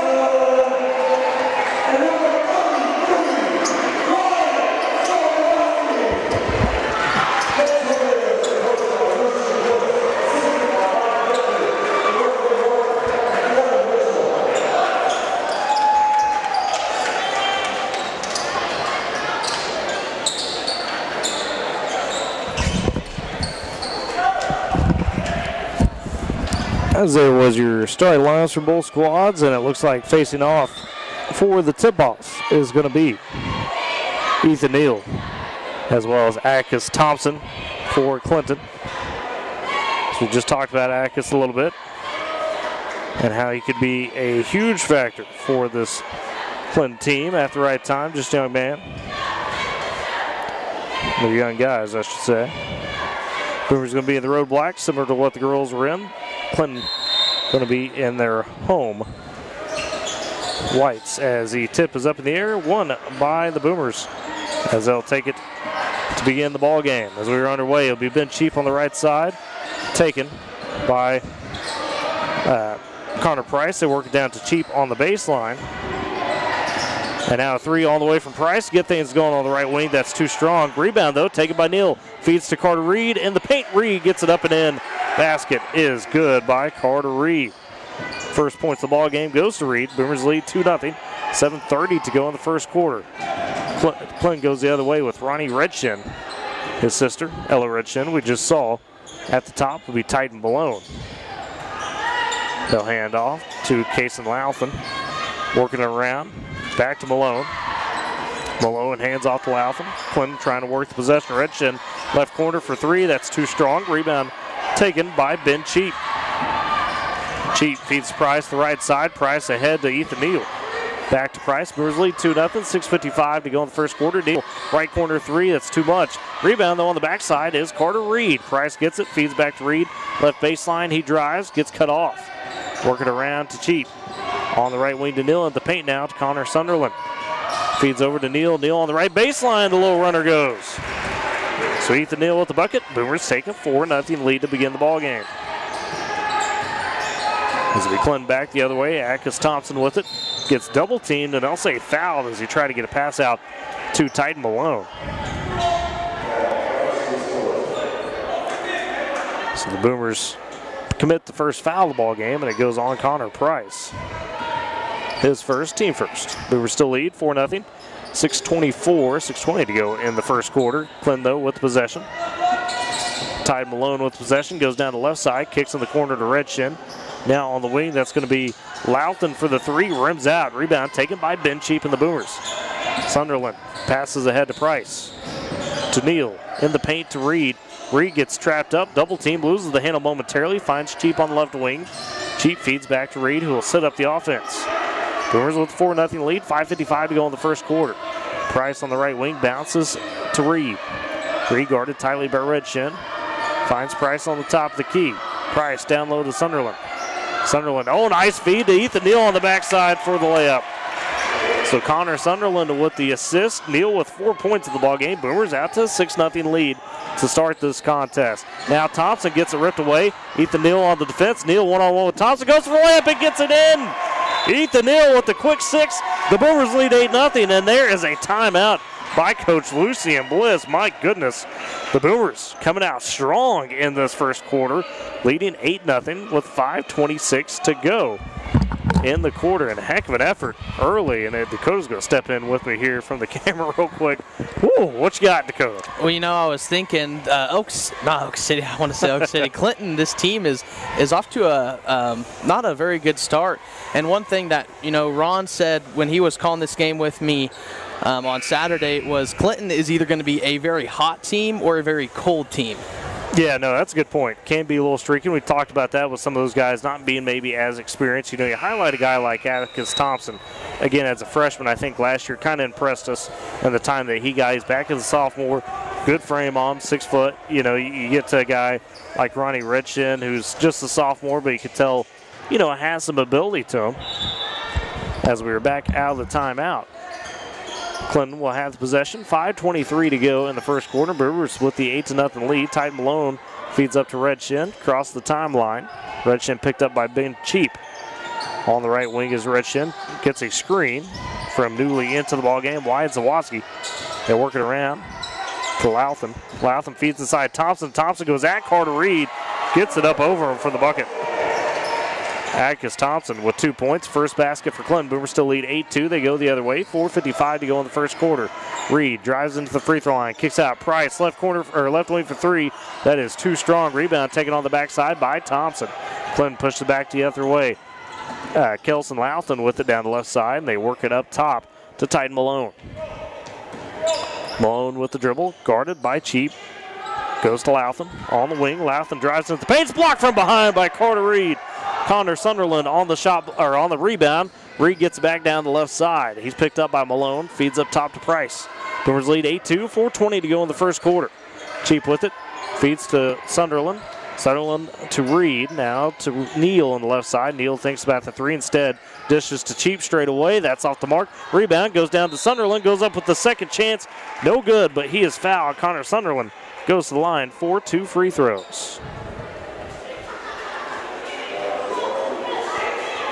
So good effort from Sunderland, as that foul will be on Zawoski, his first. The team first for Clinton. First free throw for Sunderland is off the mark. So it remains 8-2. Boomers on top, 4:10 to go in the first quarter. Sunderland's second free throw splashes home. And that makes it 9-2. Boomers on top. As Clinton will see a few substitutions. We'll see Titan Malone as well as Zawoski come out. They'll give way to Zeshawn Bolding, one of the football stars, and we'll pick up the other number here in a minute. Looks like another one of the Clinton bigs, and it is Ethan Loflamp. And we got a foul on the Boomers as there was a drive by Bolding down the left side. And that one will be the second of the quarter for the Boomers, the first on Carter Reed. So still 9-2, Boomers on top, 4 minutes even to go in the first quarter. Clinton, though, with possession. Redshin inbounding beneath the left block. Finds a Lofland. on the left side, feeds to Bolden. Bolden picked up by Reed. Bolden trying to drive, gets poked out by Price, loses the handle. Bolden just loses it out of bounds. Great step-up defense for the Boomers, causes the turnover. And Woodward gets it back with the 9-2 lead. Clinton going with a bit of a press. Inbound. Reed to Price, back to Reed. He'll race down the left side, gets into the paint. And did he travel? No, they say a foul, took a bump. Reed was trying to get the continuation on the little hop, but didn't get it. Good move, though, by Reed. And for the foul for Clinton is going to be Carlson Lothan. Inbound will go to Price, top the key to Neal. Neal finds Cheap right baseline for the jumper. That's short. And the rebound fall forward. Cheap gets it back, pokes it to Price. Kicks over to Reed, left side. Reed drives the runner down the baseline, off the glass. Rebound taken by Connor Sunderland. Tries to power back up the shot. No good. Rebound, though, picked up again by Carter Reed. This time the mid-range floater's off. Second chance, maybe the sixth chance at this point. No good. Rebound is taken by Zeshawn Bolton, and Clinton goes the other way. Clinton with the possession, and now Louthan with the quick three, and he got it from the wing. So Carlson Louthan with the three makes it 9-5. Boomers on top, and a quick timeout taken. A short one here by Coach Kayla Gaines. She wants to talk about things. The Boomers raced out to an 8-0 lead, but now it's 9-5 with 3:08 to go in the first quarter. Boomers still on top, but Clinton with a little mini run of their own, a little 5-1 run, as it was Louthan with the big three from the right wing. The senior stepped up and hit that one, kind of in the face of a couple of Boomers. Coach Gaines going to draw something up out of this timeout. It's Coach Bliss, kind of quick with his guys. We'll see what Coach Gaines has in store for the Boomers. As out of the timeout, Woodward will have the possession. Clinton again employing the press. It's Carter Reed. Inbounding for the Boomers, feeds into Connor Price. Back to Reed, so working a bit of that ladder. Reed maybe sees a double team. Clinton backs off the pressure as the Boomers get across the timeline to Cheap, right wing. Up top to Price, back to Cheap. Cheap looking for somebody, finds Price on the right baseline. Price will back it out. They go elbow to Reed. Reed a little touch pass to Neal. Neal cross court, right wing three on the way for Price. That's off the mark. Long rebound is taken by Titan Malone, who's back into the ball game for Clinton. So have it top the key. Feeds to Bolden on the left corner for a long three. That rainbow's over the basket, no good. Rebound taken by Price. Ahead to Reed down the right side. Reed finds Neal on the left baseline. Inside feed to Sunderland. Sunderland working one-on-one with Lofan and gets fouled. Good job by Connor Sunderland to be able to draw the foul. He'll go to the free throw line for two shots. The freshman, Ethan Lofland, with the foul. Tall freshman, 6'4", has some size to him, obviously. But hacked at Sunderland on the shot. First free throw for Sunderland is good. Split the pair the last time at the line. First one good there. Makes it 10-5. Boomers on top. 2:25 to go in the first quarter. Sunderland loads up for the second one, and we got a whistle, and I think a lane violation it is. The free throw was good, but it's waved off as there was a lane violation on the Boomers. So it remains 10-5. Boomers on top, 2:25 to go in the first quarter. Clinton, though, with the possession. Zeshawn Bolden down the left side for Clinton. Feeds in the quarter to Thompson for an open three. That's off the mark, too strong.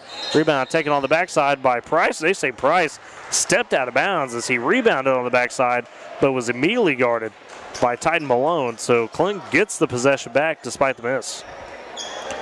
Tough break for the Boomers there. There's a little bit of a camera issue as Clinton takes the inbounds. They've got it up top. Malone with it. Guarded tightly by Cheap. Cheap still on him as Malone on the right side. Counts on. We're getting close to a 5 count. Now he's trapped up. Ooh, almost a 5 count as he finds Thompson finally. Thompson now dead as he lost his dribble. Has to find Malone. Minute 45 to go in the first quarter. Malone drives down the right side into the paint. Almost blocked. Shot too strong. Rebound by Neal on the backside. Ahead to Cheap. Cheap racing. Fast break. Goes up and under for layup. Doesn't get it as Neal tried to sky for the rebound. Instead, Clint comes up with it. Now we got whistles and a foul, I think. It's going to be on the Boomers on the loose ball. They'll get Ethan Neal. Bit of frustration there. Had a good look at it. Couldn't get it to go down. Neal will pick up his first foul. 13th foul for the Boomers in the quarter. As we'll see Gage Hutchins for the first time tonight. Gage has been pretty solid off the bench for the Boomers so far. Multiple spots. He'll come in for Ben Cheap. Bolden will take it up the court for the Red Tornadoes. Boomers lead 10-5, into 25 to go in the first quarter. Bolden goes left wing to Louthen. Louthen gets space, drives, goes up and under on Sunderland, but it's off the rim, no good. Rebound taken by the Boomers. Carter Reed pushes ahead. Down the left side, kicks out in the corner to Hutchins. Hutchins finds Price at the top, now right wing to Neal. Boomers swing it around. Reed open left corner for three. That rattles in. Ooh, thought it was going to pop out for just a second, but not the case. Carter Reed drains one from the left corner. Boomers make it 13-5, under a minute to go in the first quarter. Louthen the other way for the Red Tornadoes. Top the key goes Zawatsky. Zawatsky works it around. They find Bolden. Bolden tries to get back down to Zawatsky. They say a foul. They do. Foul underneath on the Boomers. So we apologize for some of the camera issues right now. Having some problems with the tripod, I think. Coda's on it, trying to fix it. The foul is going to be the second on Carter Reed, unfortunately, for the Boomers. And he'll have to come out as they'll give way to Mr. Aaron Laredo, getting his first action tonight. As it'll be Louthen inbounding for Clinton. 46 seconds to go in the first quarter. Boomers up 13-5. Clinton with possession. Malone feeds to Louthen, left wing. Tries to go inside. That's off the mark. Neal comes up with it, feeds ahead to Price. Price tried to get it down to Hutchins. He loses the handle. Price steals it back, finds Hutchins this time on the left side, races in for the layup, and it's good. Gage Hutchins with his first basket of the night out of the chaos. Boomers make it a 10-point lead, 15-5. Just 20 seconds to go in the first quarter. Clinton the other way. Louthen gets a high screen from Loughlin. Now has to jump off of it, reset. Louthen again gets the screen. This time rolls around the top of it. Feeds back to Swatsky. 8 seconds to Bolden. 7 seconds high right wing. Bolden going to tee up the three straight away. 4 seconds. And that one rainbows home for Zeshawn Bolden. And that's how we end the first quarter as Clinton makes it 15-8. Cut into the lead a little bit. The Boomers will have the lead after one, though, with that 15-8 lead. Jumped out to a 10-point advantage. And the three there at the end of the quarter tightens it up a bit. So the Boomers defensively causing a little chaos, but that time let the open shot slip a little bit, if you will, as Bolden took advantage of it. As what you got, Mr. Dakota? Is the camera fixed? We good over there? I don't know, man. This there's some bolt or something loose. Every time I aim it down, it just falls. Oh, boy. Anyways, what you got on the analysis side of things? I don't know, man. This Boomer defense got to tighten up things on the perimeter because those that three-point shot was, I mean, it was contested, but got to close those out a little bit better. Other than that, hey, you're up 15-8. Yeah, raced out to that 10-point lead. Did a good job a little early. Do want to remind everybody that if you're on Boomer TV watching, you got somebody saying, hey, need to find the radio stream. It is not up at the moment. So you can come to Boomer TV, watch it. Fortunately, the station-wise, will usually be on home on Z92. Not available tonight, having some issues. So tell them to go to either Boomer TV on YouTube or Z92online.com, and you can find the link to the stream there. So for those of you who have joined us, we definitely appreciate it tonight. As we are set to begin the second quarter. Clinton will have the possession. It'll be a side out inbounds from Louthen. On the far side, Bolden also in for the Red Tornadoes, as well as Loughlin and Zawatsky. Clinton trying to go with their size early, the two bigs in Zawatsky and Loughlin, as well as Ty Malone. Bolden working top the key, guarded by Reed. Goes over to Louthen, right side, goes baseline, kicks it out to Malone, works it to Zawatsky. Now they find Loughlin in the right side.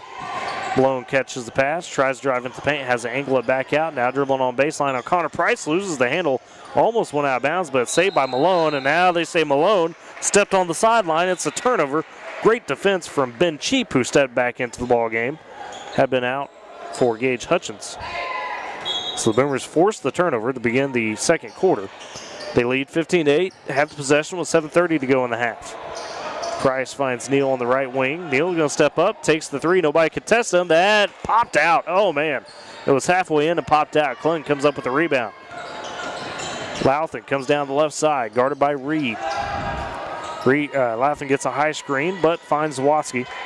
They work it to Bolden on the right side. He gets a screen. So they go to Loafland up top. Now Malone takes the handle, guarded by Cheap with the dribble. Feeds down to Loafland, trying to work on Neal, and Loafland, gets the offensive fouls. They say he essentially used that arm to shove Neal out of the way, so it's an offensive foul on the freshman. So the Boomers essentially forced the turnover. As the second foul on Loafland, he'll have to come sit. So give way to Redchin, who's back into the ball game. Boomers go the other way with the 15-8 lead. Price into the paint, kicks out right wing to Cheap. Cheap tries to go to Sunderland and just overthrows him. It's hard to do that. Connor Sunderland, a big boy, down low, and you overthrow him. So it's a turnover for the Boomers after forcing the offensive foul on the other end. Remains 15-8, though. Boomers on top. 6:45 to go in the half. Clinton, though, with the possession as Titan Malone takes up the court. It's guarded by Cheap. Goes on the wing to Lauthan. Lauthan gets the screen, has the dribble, now attacks into the paint, drives for the layup. It's too strong. Good defense by Carter Reed. Rebound picked up by Cheap. Cheap races the other way. Top of the key, slows it up. They work it to Price, left side. Price goes back to Cheap on the right side. A little catch up top between the two. As into the right corner, Price has it. Tries to bounce inside to Reed. Reed kicks it out to Neal, left wing. Bit of a dribble over pass. Neal gets into the paint, finds Ben Cheap. A little turnaround hook shot goes for Ben Cheap. Tough shot, but he got it to go down. His first basket of the night. Boomers lead 17-8. 6 minutes to go in the first half. Clinton the other way. Malone has possession. High right wing to Lauthan. Lauthan sees that screen, doesn't use it from Atticus Thompson. Now finds Thompson in the right corner. Clinton trying to be patient, worth the possession. They go left wing to Malone. Malone going to pull up for three. Nobody guarded him. That is way off by Malone. Rebound taken by Neal. Ahead to Cheap for the Boomers. Cheap trying to get into the paint. Gets poked out, almost stolen away. Neal comes up with it. Finds Price. Top of the key. Price tries to bounce down to Sutherland. It was red, though. Zawatsky got up on it. Now do we have a foul? Oh, boy, that's tough. It's Connor Sunderland, I thought, came up and did his best to not foul, but they say he was indeed fouling there. He'll get his first of the night, and he'll give way to Isaiah Washington, who sees his first time. Also, Gage Hutchins steps back in, takes out Ben Cheap. So Hutchins, Washington, Neal, Price, and Reed, D5 for the Boomers. Had a whistle there from the official. Not sure what that was for on the inbound. They reset. Clinton has possession, trailing 17-8. 5:25 to go in the half. Bolden top the key for the Red Tornadoes. Right wing to Thompson. Pass stolen away, though, by Hutchins. Hutchins one-on-one, down the left side, up and in for the layup. Great job by Gage Hutchins, the scoop and the score on the steal. 19-8, Boomers on top by 11. 5:05 to go in the half. High right wing. It's Malone with it. Gets a screen from Thompson. Feeds to Thompson off the roll. Nice kick out left corner to Redchin, and Redchin with the three. So Ronnie Redchin with the bucket. His first. 19-11. Boomers still on top. They go back the other way. Pass is lost. Hutchins couldn't grab it as it's stolen away. Clinton comes up with it. Redchin down the left side. Going to size up Neal on the wing, but finds Malone up top. Clinton will set up the offense with 4:40 to go in the half, trailing 19-11. Redchin on the wing gets the screen from Zawatsky. They work it around the perimeter. Find Malone on the right wing. Malone sees the double momentarily. Now kicks it to Zawatsky. Left side to Bolden. Bolden going to get a screen. Doesn't use it. Charges into the baseline. Going for the shot. Gets it up and in and draws the foul. It's going to be an and one for Zeshawn Bolden.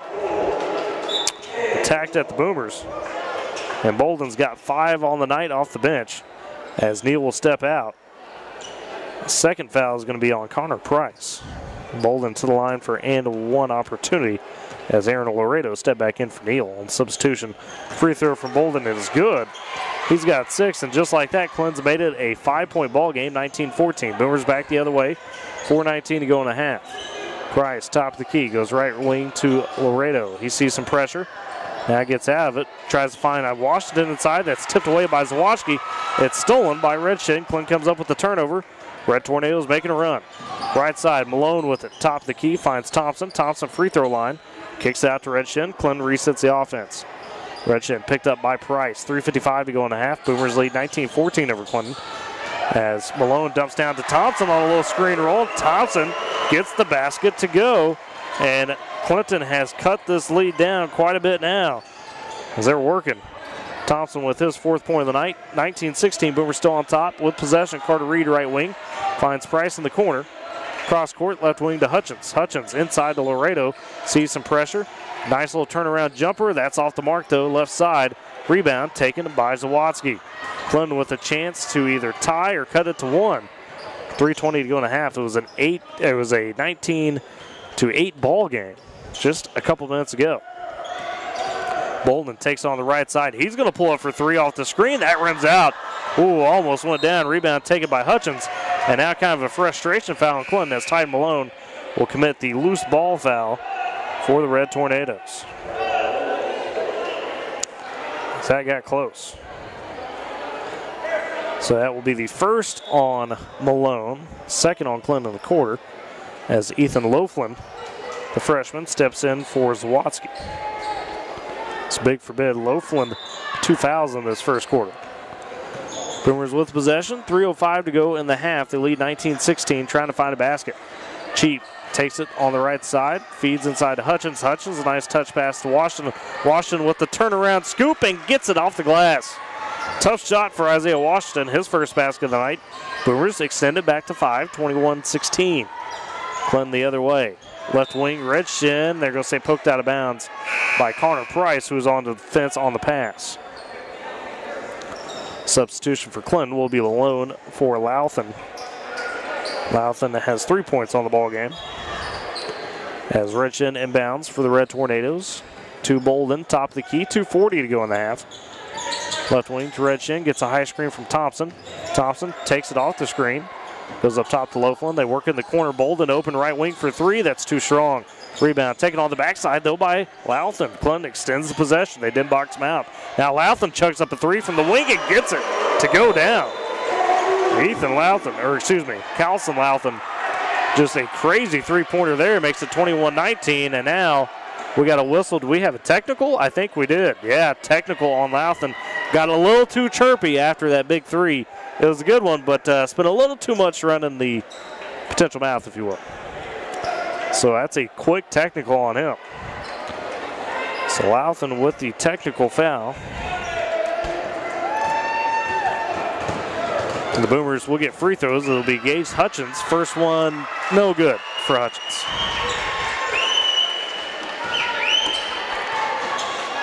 And so set up for the second one. Seeing some pressure in that end. Second one for Hutchins, no good as well. Hutchins missed both of the technical free throws, unfortunately, so it remains 21-19 with 2:20 to go in the half. Boomers still on top, and they will get the possession, but she missed the 2 free throws. She would have got in a little bit more. As we'll see, new player in for the Boomers, as Ben Cheap has in the corner. That's Jake Graff. Graff on the baseline, feeds down to Reed. A little give and go back to Graff. It's blocked at the basket, though, by Akis Thompson. Clinton with the rebound. Bolden racing the other way, attacks the Cheap, and gets the layup to go down. Zeshawn Bolden with 8, and we're all tied at 21.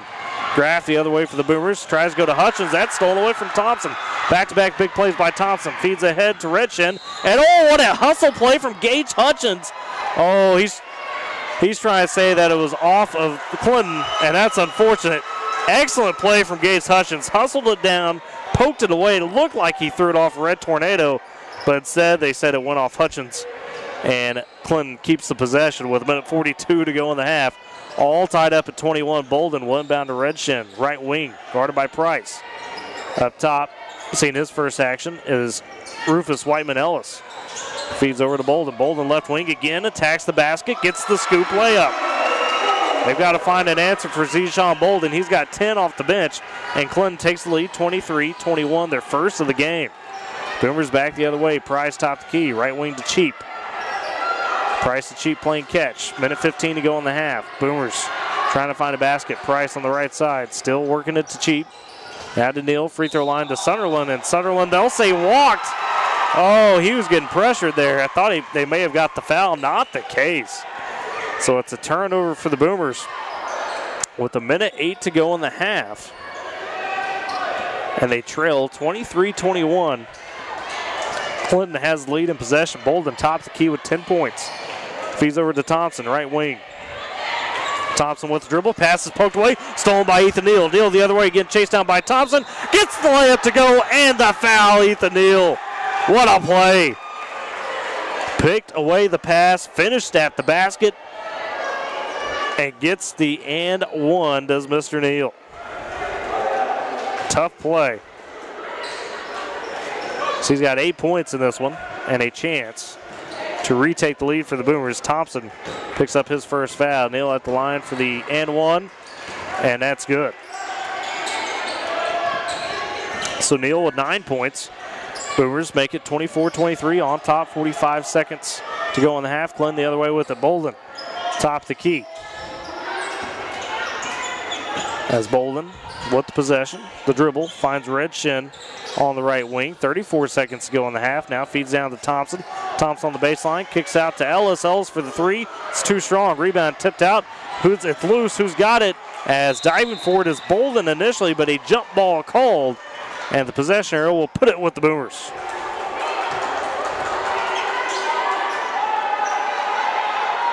As Woodward will have it. 24 seconds to go in the quarter.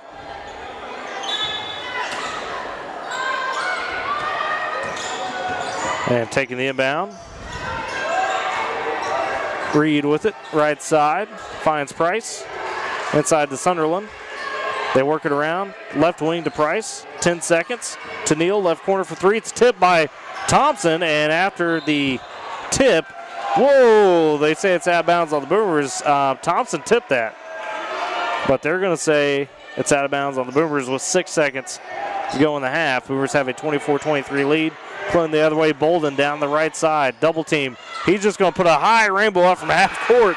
Not a bad look. It doesn't go. And that's how we end a very competitive first half. 24-23, Boomers on top. But goodness, what a back and forth affair. My goodness. As Woodward led early in that one through the first quarter. Clinton made their run in the second quarter, but the Boomers, Dakota, at the break, have the slim 1 point advantage. You know, we talked about it early in the pregame, the boys, that Woodward, goes on these runs, and it seems like their opponent, finds their way back towards the end. And that one, their opponent found their way towards the end of the first half. Hopefully Woodward can jump back out in the second half and get those first half adjustments. You would like to see your team take that early lead by 8 and go with it, but unfortunately Clinton kind of found their own fire of themselves and found the three-point line. Yeah, and Zeshawn Bolden, the story for the Red Tornadoes off the bench, did not start tonight, but he's got 10 at the break lead him, and Dakota, the senior, just using his speed. I mean, we see it on the football field with him, but he's just driving the lane. Yeah, he got those, easy still there, took it right to the rim, and he caught us lacking there on the three-point line once or twice, and we're going to have to figure out a way to contain him. Other than that, Clinton was pretty cold there in the first quarter, didn't had a whole lot of shots to drop, and then the second really lit it up. Yeah, the Boomers at one point led 19-8, so Clinton, by the math, at the end of that, essentially goes on a 15-5 run, Dakota. And, when you get in a game like this, you mentioned a minute ago, it's just, it's going to be a little bit more highly contested. You're on the road. They're going to have some of that student momentum on their side. I mean, for the Boomers here, what's kind of the plan at the half to get yourself back into that dominant first quarter that we saw? You're going to have to really just kind of listen to what Coach Gaines has to say here in this halftime. You're only up by 1, and that was because of finish there by Ethan Neal in the and one. Yeah. That to put the Boomers back on top, and so really just gonna have to kind of listen to what Coach Gaines says, figure out the game plan. She's a good coach. She's what am I trying to say? No, what are you trying to say? I was gonna say driven up. She wrote up a couple plays there on the board for us there in the first half, and the plays worked, but after that it seems like we got a little sloppy there in the second, and we're going to have to clean those up. Definitely that consistency is something, right? We've talked about with this boys team a lot. Obviously, not a ton of guys that came back that had a significant varsity time. You got a few, Carter Reed comes to mind, Connor Sunderland, Ethan Neal got a little bit last year, Connor Price. But, even those guys were not necessarily the marquee, if you will. So they just got to figure out how to finish now, right? That's been the big story, it seems like, for the last, really since the Winter Classic. You got to try to finish some of these ball games. Looking at the scoring at the half, we mentioned Deshaun Bowling for Clinton leading the way with 10 points. Spread out scoring after that, you get 6 from Carlson Louthan, who did hit 2 threes, but also had a technical after one of those threes. Atticus Thompson with 4 points, 3 points in this one for Ronnie Redshin for Clinton. For the Boomers, Ethan Neal leading the way. Mentioned his big and one at the end of the half. Also 5 for Carter Reed, 4 for Gage Hutchins off the bench, doing a pretty good job. Then you got 2 apiece for Isaiah Washington, Ben Cheap, and Connor Sunderland. Sunderland, 2 free throws, had split 2 pairs of free throws. So 2 of 4 from the line for Mr. Sunderland. Want to remind people again, if you got somebody that's saying, hey, I'm trying to find the game on Z92. There's dead air right now. We're having issues, so we're on strictly Boomer TV tonight. So tell that person, hey, it's on the stream. Big shout out to Chris Godwin and crew for helping make sure that we could still bring you this game. Not in our traditional format where we have the best of both worlds, if you will, between radio and stream, but still appreciate the effort to be able to get this one on. And this was supposed to be a home game. We talked about that a minute ago for the Boomers, but due to electrical issues at the high school, specifically in the gym, no game here at 10 o'clock, no game here at its usual time in Woodward. It's in Clinton. Goodness, I was trying to say issues started around 10 o'clock is what Mr. Norton said, the athletic director. So they've been trying to work on those and correct those, but obviously didn't want to risk anything and get in a spot where you're 2, 3 o'clock and you don't know what's going to happen. You need the scoreboard to work and everything. So that was a good change. Good on the feet thinking, if you will, by Mr. Norton, the leadership. Of course, at Woodward, and then also at Clinton to get together and hash that out. So good job there by the athletic directors. Always being in the mix of everything for sports. Absolutely. And then that means for the Boomers, they will take on Clinton the 9th of January. Instead of that being here in Clinton, it will now be a home game for the Boomers. So we'll swap those instead of a home game tonight, road game, and if you go to the 9th, it'll be a home game for the Boomers. So that's that kind of swap. You might want to mark that one in your calendar. That way you're not trying to leave to go to Clinton. You go to an empty 9th. Gym and there's no one here. That would not be the funnest thing. No, probably not. Probably not be, you'd be like, hey, what happened? What happened? So anyway. Yeah. But again, the Boomers on top, 24-23 at the break, as a game of runs by both teams. Woodward well in control in the first quarter, but Clinton goes on a 15-5 run to close the second quarter. At one point, had retaken the lead, had actually taken their first lead of the ball game after the Boomers had almost led wire to wire in that first half. If you missed it earlier, the Woodward girls advanced to 4-4 on the season, as they were able to take a dominant 60-24 win over the Lady Reds.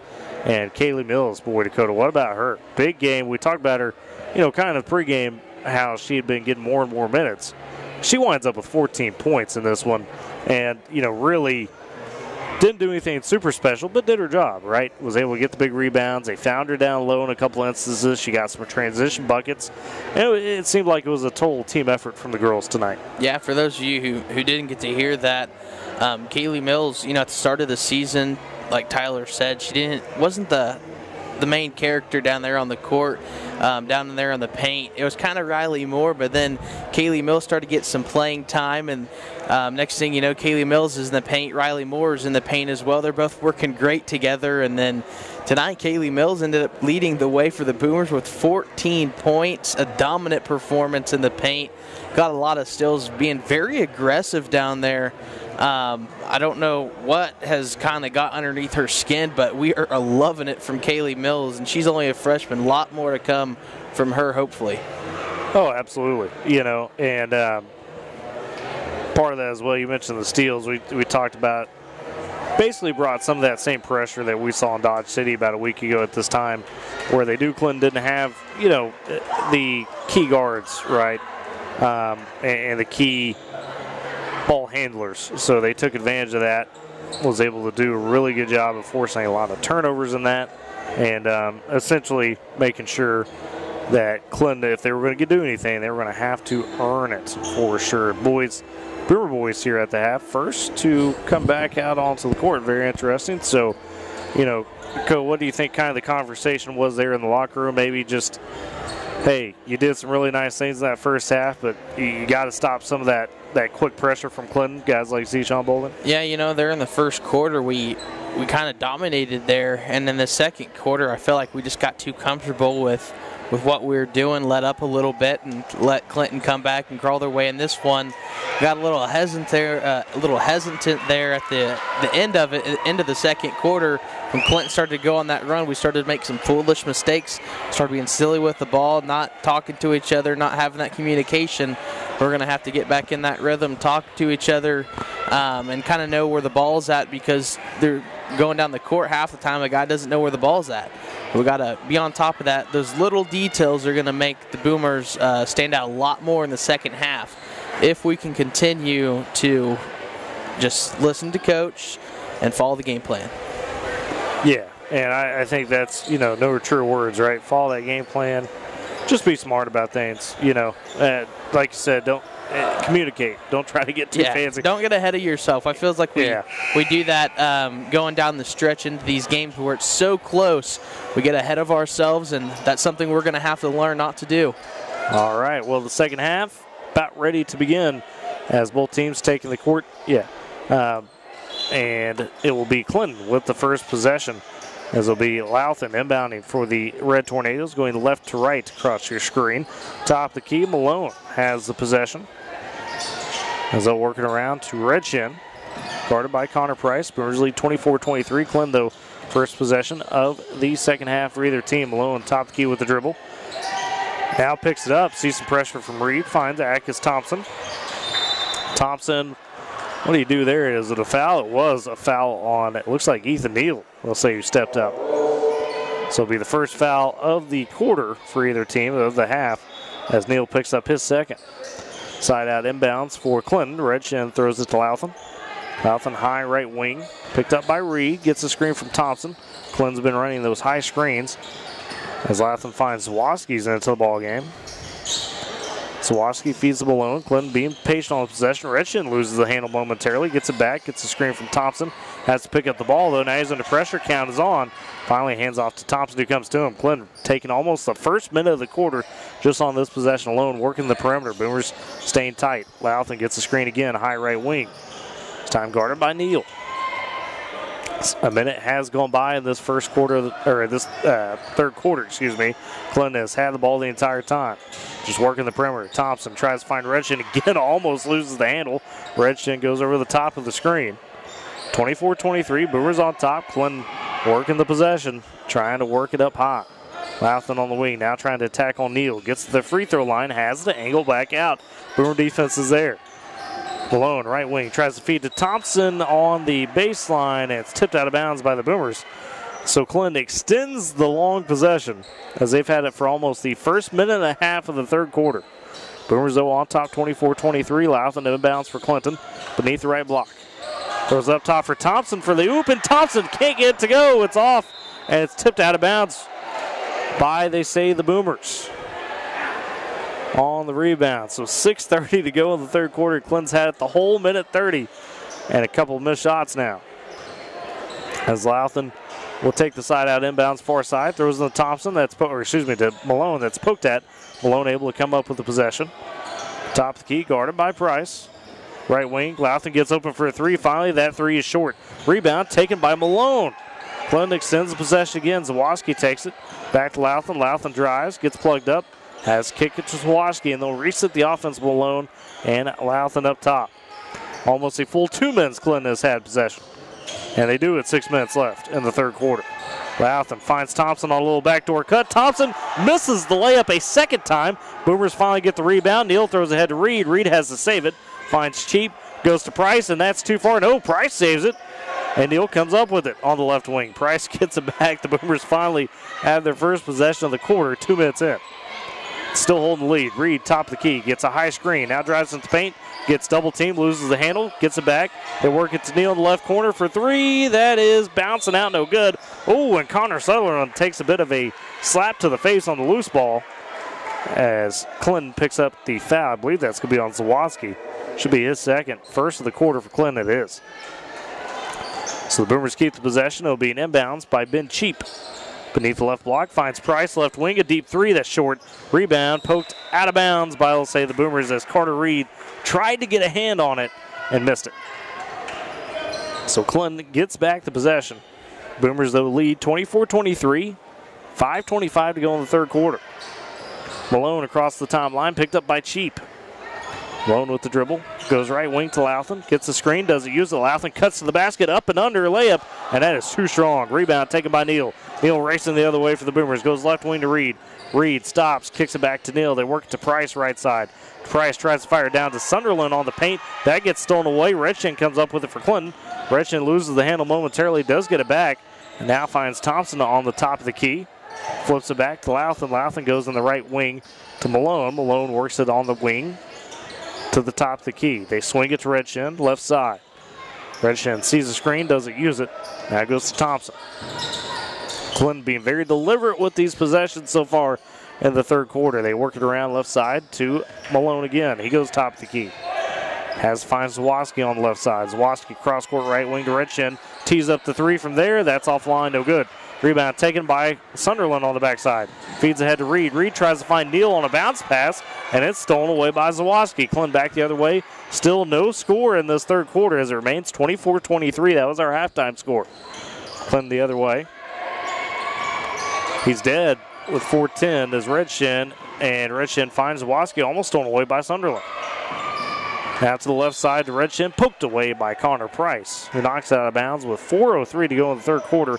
If we had a time of possession here, Clinton has definitely dominated the third quarter with time of possession, as they've been patiently working around the perimeter. Boomers have not let up a basket yet, as Redchin has it on the left side. Trying to figure out, got a substitution for the Boomers here last second. Ethan Neal will come out. Gage Hutchins steps in. So it's Hutchins, Cheap, Price, as well as Sunderland for the Boomers. Inbound by Clinton, goes to Redchin, left wing. He's got it, guarded by Price, gets around a screen. Redchin finds Thompson on a cut, up and in for layup. So Akis Thompson with 6 points. Clinton now takes the lead 25-24. Boomers racing the other way. Ben Cheap down the left side for the scoop layup. 26-25. Quick couple scores.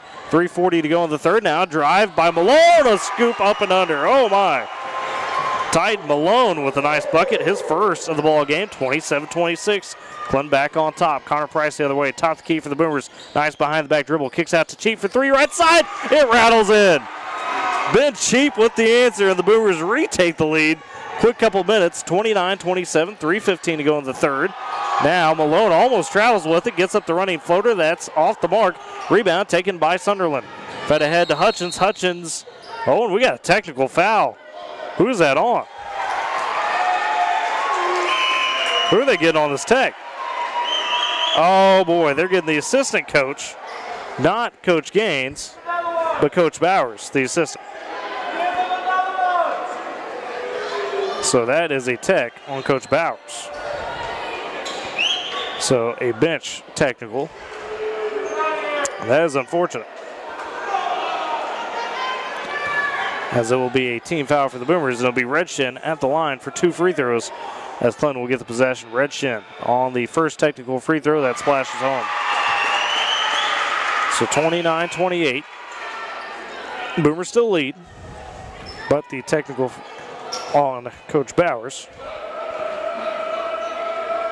Second free throw for Redchin, good as well. So Redchin with 5. We're all tied up at 29 with 3:10 to go in the third quarter. It's been a defensive ball game. And now Clinton will take the possession. This will be a Louthan inbound. We've seen 2 techs in this game, one from Clinton, one from Woodward. And off the inbound pass, it's stolen away by Hutchins. Hutchins for the layup and the foul. Gage Hutchins stepped in on a weary pass, took it away from Zeshawn Bolden, and got the scoop layup to go and drew the foul as Bolden fouled him afterwards. So Hutchins with 6 points off the bench, trying to add to it. Bolden picks up his first foul of the ball game. Free throw is no good, and Clinton comes up with the rebound, 31-29. Reds the other way. Redshin on the right side, guarded by Price. Gets a screen from Lofen. Redshin goes top the key to Thompson. A work left side. Louthan with another three. This one off the front side of the rim. Short. Rebound by Price. Boomers push the other way. Price finds Reed, baseline. Reed gets in for the layup, ain't good. Carter Reed, a patient move. He's got 7. Boomers make it 33-29, and now we got a timeout taken by Coach Lucian Bliss, as Clinton has fallen behind by 4. A fast couple of minutes after a slow start to the quarter. Last 2 minutes have seen some back and forth action. Boomers lead 33-29. Extended the lead to 4 after trailing for a minute there, back and forth. Dakota, what you got? Man, this team is starting to come to life here in the third quarter. Well, the pace is quickened quite a bit. Clinton really wanted to take it slow at the beginning of the third quarter. They held it for the first 2 minutes of the quarter, essentially. Yeah, and then I don't think neither team scored with like the first 4 minutes or something like that? Yeah, first 4 minutes were scoreless in the quarter, then all of a sudden you get a splash of, points from that point. And then we saw that technical, and right after that technical, the Boomers, they got fired up because of that, and they ended up scoring, I think, was it 4 or 5 unanswered now? Right, yep, 4 or 5 unanswered there. We saw the end one by Gage Hutchins. Unfortunately, could not get the free throw to go, but has given the Boomers a 4-point lead. Now the timeout, Clinton will have the possession, as it'll be Louthan inbounding in front of the scorer's table, picked up by Ben Cheap, as Cheap feeds into Redshin. Redshin will be guarded by Connor Price. Redshin top the key, finds Louthan on the wing, gets a screen from Lofen, fakes the pass, feeds it to Thompson. Left wing to Redshin. Redshin dumps inside to Thompson. The pass too strong. It's out of bounds. Back to the Boomers. So Woodward forces the turnover, up 4, looking to extend that to a 6 or 7 point lead. 2:20 to go in the third quarter. Boomers lead 33-29. Price on the right side. Drives into the paint, kicks left corner to Ben Cheap. They're working to Carter Reed up top. Reed drives, kicks to Cheap in the corner again. Cheap losing the handle, and they say double dribbled. Unfortunate for Ben Cheap, as he just lost the handle a little bit. So Clinton turned it over, and then the Boomers turned it back over. As it'll be Louthan on the inbounds. Throws it into Zeshawn Bolden. Bolden, he slipped, but they say Gage Hutchins fouled him. So, all right, unfortunate for Gage, his first of the ball game. Third for the Boomers in the quarter. As it's 33-29, still Boomers on top, but Clinton with the possession. Louthan breaks out of the pressure, down the other way, losing the handle, finally collects in the right corner. Guarded by Sunderland, takes Sunderland off the dribble, kicks in the left corner. Redshin for a 3 off a bad pass. That's too strong. Rebound, though, picked up by Redshin. Tries to go with the no-look pass to Loeflin, stolen away by Carter Reed. Boomers push back the other way. Top the key to Connor Price. Price on the right side, hands off to Ben Cheap. Cheap to Reed, kicks out to Price. Baseline, Price is his pass is tipped, picked up by Hutchins. They'll work it around to Reed on the right wing. Back up to Cheap, left wing to Hutchins. They swing it to Price in the right corner. Price with the dribble. They work it back up top to Cheap. Minute 20 to go in the third quarter. Boomers kick it right corner. Hutchins for 3. Steps into it and got it. Gage Hutchins with 9 off the bench. Has been big so far. 36-29. Boomers on top by 7.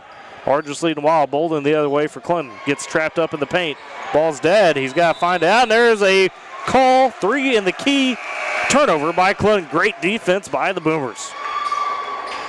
As Woodward gets it back with 1:04 to go in the quarter.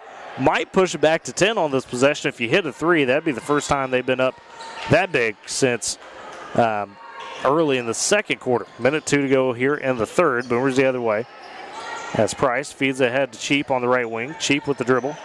Kicks it back to Price on the wing. Price calling for the screen from Cheap. Instead, just hands it off to him. They go to Carter Reed. Now kick out to Hutchins. Left wing, another 3 on the way. This one off the glass, too strong. Rebound taken by Bolden.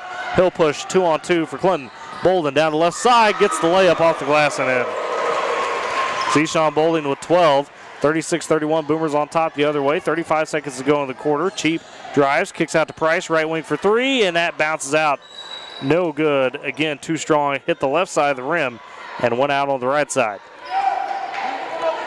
So he missed three from Connor Price. Looked like it was in rhythm, but not the case. Clun gets it back with 27 seconds to go in the third quarter. Malone goes across the timeline for the Red Tornadoes. Hold, stop the key, picked up by Price. 36-31, Woodward on top. Now finds Bolden. Bolden drives into the paint. Nice dish over to Lofen. But before that, it's an offensive foul. Connor Sunderland takes the charge. Beautiful job by Connor Sunderland to draw the charge on Bolden, who ran in there a little too hot. And that's going to be Bolden's second foul, third team foul of the quarter. Boomers will get it back with 15 seconds to go in the quarter. Leading 36-31. Price throws it ahead to Sunderland on a deep pass. Sunderland collects, puts it off the glass and in. It rows home. Sunderland with 4 points now. Boomers lead 38-31. Clinton back the other way. 5 seconds to go in the third. Lofen chunks up a three left wing. Oh, he hit it in front of Ben Cheap. And that's how we're going to end the third quarter.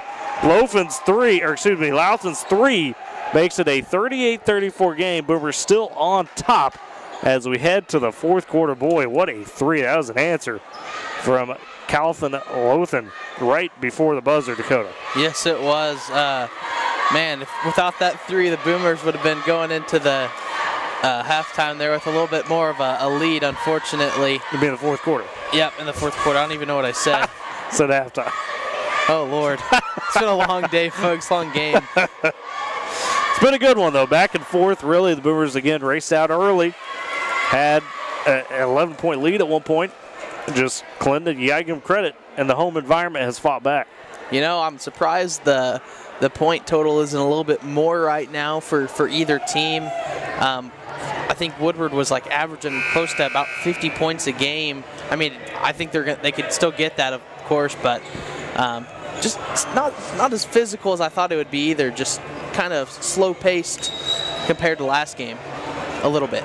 Well, it's a game of pace, right? Where we've seen some of the high-speed pace, kind of the end of that third quarter. It's like they're trying to still find that particular pace, just trying to find that rhythm, and one team's got to find it before the end of the fourth. That they do, and we'll see who does. As we begin the fourth quarter, Boomers will have the possession, leading 38-34 as Carter Reed will inbound. Goes to Cheap to Price, back to Cheap, top of the key. And swing it to Hutchins. Hutchins goes down to Reed. Reed kicks it to Cheap, top of the key. Pumps, drives, gets stopped up at the elbow. They're working to Price, left wing for a three, and that one's off the mark. Rebound, though, poked out, taken. Cheap has it top of the key for three, and that rims out. As Clinton comes up with the rebound, it's Loughlin as he'll feed ahead to Thompson. Thompson finds Bolden to Louthan, then the left corner. Louthan pumps, drives on the baseline. Nice feed to Thompson, and the jumper, little runner, goes down. So Atticus Thompson, what they bucket, he's got 8. Back the other way, the Boomers shot blocked as Cheap tried to go with it. Thompson got it, but the Boomers collect it as it was lost by Bolden. Cheap came up with it. Boomers lead 38-36, 7:10 to go in the ball game. They've got the possession. Price left wing. Hands off to Gage Hutchins. Hutchins feeds inside to Reed, and they'll say a foul on the floor as Reed took the pass. They'll get Loughlin, excuse me. Ethan Loughlin with the foul, the big man, the freshman. Picks up another one. That'll be his third. Third for him, first of the quarter for Clinton. On the inbounds, Cheap tries to find Reed. Reed kicks it out to Price. Right corner for three. That rims out. It's no good. Rebound taken by Clinton. Louthan feeds ahead to Malone. Malone kicks over to Bolden. Left corner for three. It's a rainbow. That's high. Rebound skied for by Gage Hutchins. Boomers push the other way. Hutchins finds Price. He'll slow up the pace a little bit on the jog across the timeline. Goes to the left wing. Nice dribble move. Hands off to Carter Reed. Reed measures, steps up. Nobody guarded him initially. Now pump fakes, throws inside to Connor Sunderland. Sunderland can't get the layup to go. Second chance, that's still no good. Rebound fought for. Who's got it? The Boomers do. Connor Price collects it. Feeds back to Reed, left wing. Reed will reset as they feed to Price. Left corner, Cheap steps up, takes the three. That's short. Rebound knocked out of bounds. They'll say it's Clinton ball. Oh, they're going to get a foul on Connor Sunderland on the loose ball. It'll be his second. First of the quarter for the Boomers as Ronnie Redshin comes in for Ethan Loughlin. Had another substitution as well, as it was Zawatsky coming into the ball game. Clinton the other way, trailing 38-36. Top the key, Bolden with it. Goes over a screen. Guarded tightly by Hutchins. Now Bolden attacks again after measuring. Oh, a Euro step through the lane. Puts it off the glass and in. Good move by Bolden. Tied up at 38 all. Boomers race the other way. Reed bounces to Sutherland, who is trailing. Sutherland, tough shot inside. It's off the glass and sticks. Connor Sunderland with 6 points. The Boomers retake the lead, 40-38. 5:45 to go in the fourth quarter. Good one down the stretch. Malone, top of the key for Clinton. Calling for a screen. Not going to use it. Now steps over the top of it. Feeds to Zawatsky. Zawatsky working on Sunderland. Kicks out to Bolden. Bolden pumps. Drives left baseline. Finds a double team. They have to work it to Thompson up top. Resets. Redshin takes the handoff. Rolls around. Right elbow jumper. That's no good. Rebound taken initially by Cheap, and they've got a loose ball foul. That's going to be on Titan Malone for Clinton, as Malone will pick up the foul.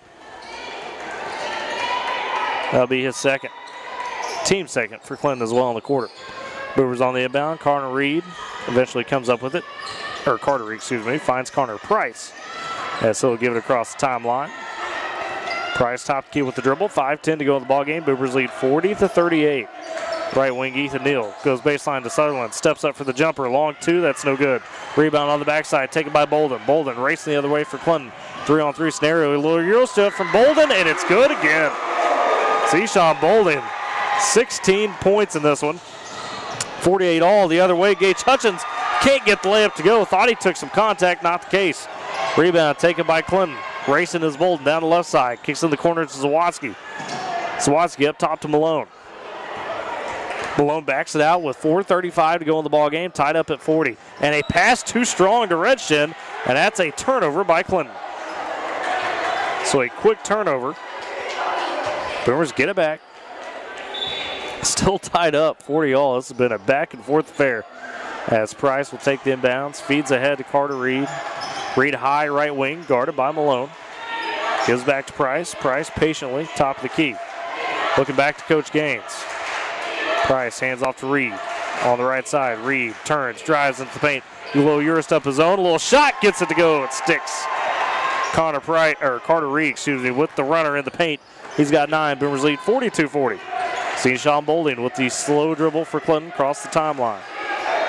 Has a high right wing, gets a screen, gets the free throw line, gets cut off by Hutchins. Hutchins almost steals it away. Now Bolden with a little floater, runs out, rebound loose, comes up to Bolden. Bolden puts it back up and in. So Zeshawn Bolden with 18 off the bench for Clinton. It's all tied up at 42. Price the other way for the Boomers. 3:40 to go in the ball game. Price across the timeline to Reed, back to Price. Sits up top of the key. Boomers in motion. Neal catches it right wing. He's guarded by Malone. In the right corner to Reed, guarded tightly by Thompson. Needs some help. And, they're going to get an offensive foul as Reed, they say, use the hand to wrap around Thompson, and that's what the foul call is. Coach Gaines not happy with it. And now we'll have a whistle and a timeout by Coach Lucian Bliss. Wants to sit something out of the timeout. Tied up 42 all with 3:28 to go in the ball game. This has been one heck of a ball game tonight. Back and forth on this boys affair. Tyler, this game is kind of making my brain hurt a little bit. It's a little too close for comfort, you know? It is. It's a little close. And, again, you got to give credit to Clinton. Look, the Boomers had them down, by 11. Early second quarter. They go on a run. They make it a ball game. And Dakota, ever since then, it has been tit for tat, back and forth. Always like to bring out, the boxing. It's the heavyweight fight. You're seeing punch, counter punch. I mean, yeah, the refs are calling just about everything they can down there. There's a lot of contact going down there, a lot of physicalness. So they're trying to call everything. I know.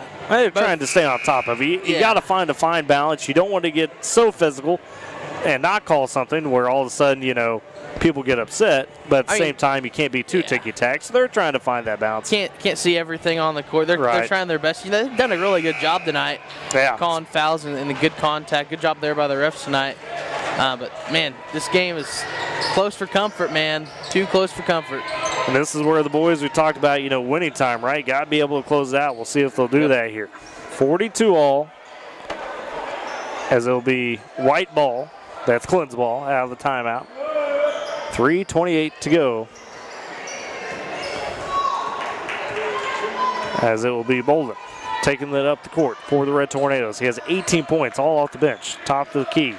Kicks it right side to Malone. Malone in the corner, guarded by Hutchins. Goes back up to Bolden. Clinton going to be patient on his possession, it seems. As Bolden directing traffic. Wants the screen. Doesn't use it. Guarded by Reed. Loses the handle. Now he picks up the dribble. He's double teamed. And they've got a foul on the Boomers. As it looked like Carter Reed's going to pick it up. He does. That is his 4th foul all of a sudden. So that's unfortunate for Reed, as it's the 3rd in the quarter for Woodward as well. Reed will have to step out with those 4 fouls. Gives way to Ben Cheap off the bench. So it's Cheap, Washington, Price, Hutchins, Neal for the Boomers. Off the inbounds. Clinton with the possession. Bolden left wing, guarded by Neal. Tries to feed down to Thompson. Does. Thompson with the layup. It's in from the left side. Thompson with 10 points. Clinton takes the lead, 44-42. 2:50 to go in the ball game. Price the other way for the Boomers. Top of the key. We'll get the offense set up. Looks back to Coach Gaines. Clinton playing a high zone. Price to Cheap, right wing. Cheap poked at by Bolden. It's knocked out of bounds. Boomers keep possession. 2:31 to go in the ball game. Boomers trail 44-42. Cheap with the inbounds to Neal. To Price on the left side. Price works in the corner to Cheap now inside to Washington. Instantly sees a triple team, and he gets tied up as Ronnie Redshin comes in and ties him up. Washington, unfortunately, that results in a turnover for the Boomers on the possession arrow. So Clinton will get it back with a 2-point lead. 2:24 to go in the ball game. Bolden takes it across the timeline for the Red Tornadoes. Picked up by Cheap. Bolden dribbles to the right wing, calls for the screen from Zawoski, gets it, rolls over the top of it, finds Thompson. Thompson, a little bounce past Malone. Malone gets swatted by Washington. No, they call a foul. Looked like Isaiah Washington had the block, but instead they charge him with the foul, his first, and that will send Tide Malone to the free throw line, as Washington will kind of talk it over with the officials, figuring out what he could do better on that. Trying to understand the call. So it'll be Malone at the free throw line for 2 free throws. Malone only has 2 points on the night. First free throw is too strong. It's out. As Washington will step out, Connor Sunderland steps back in.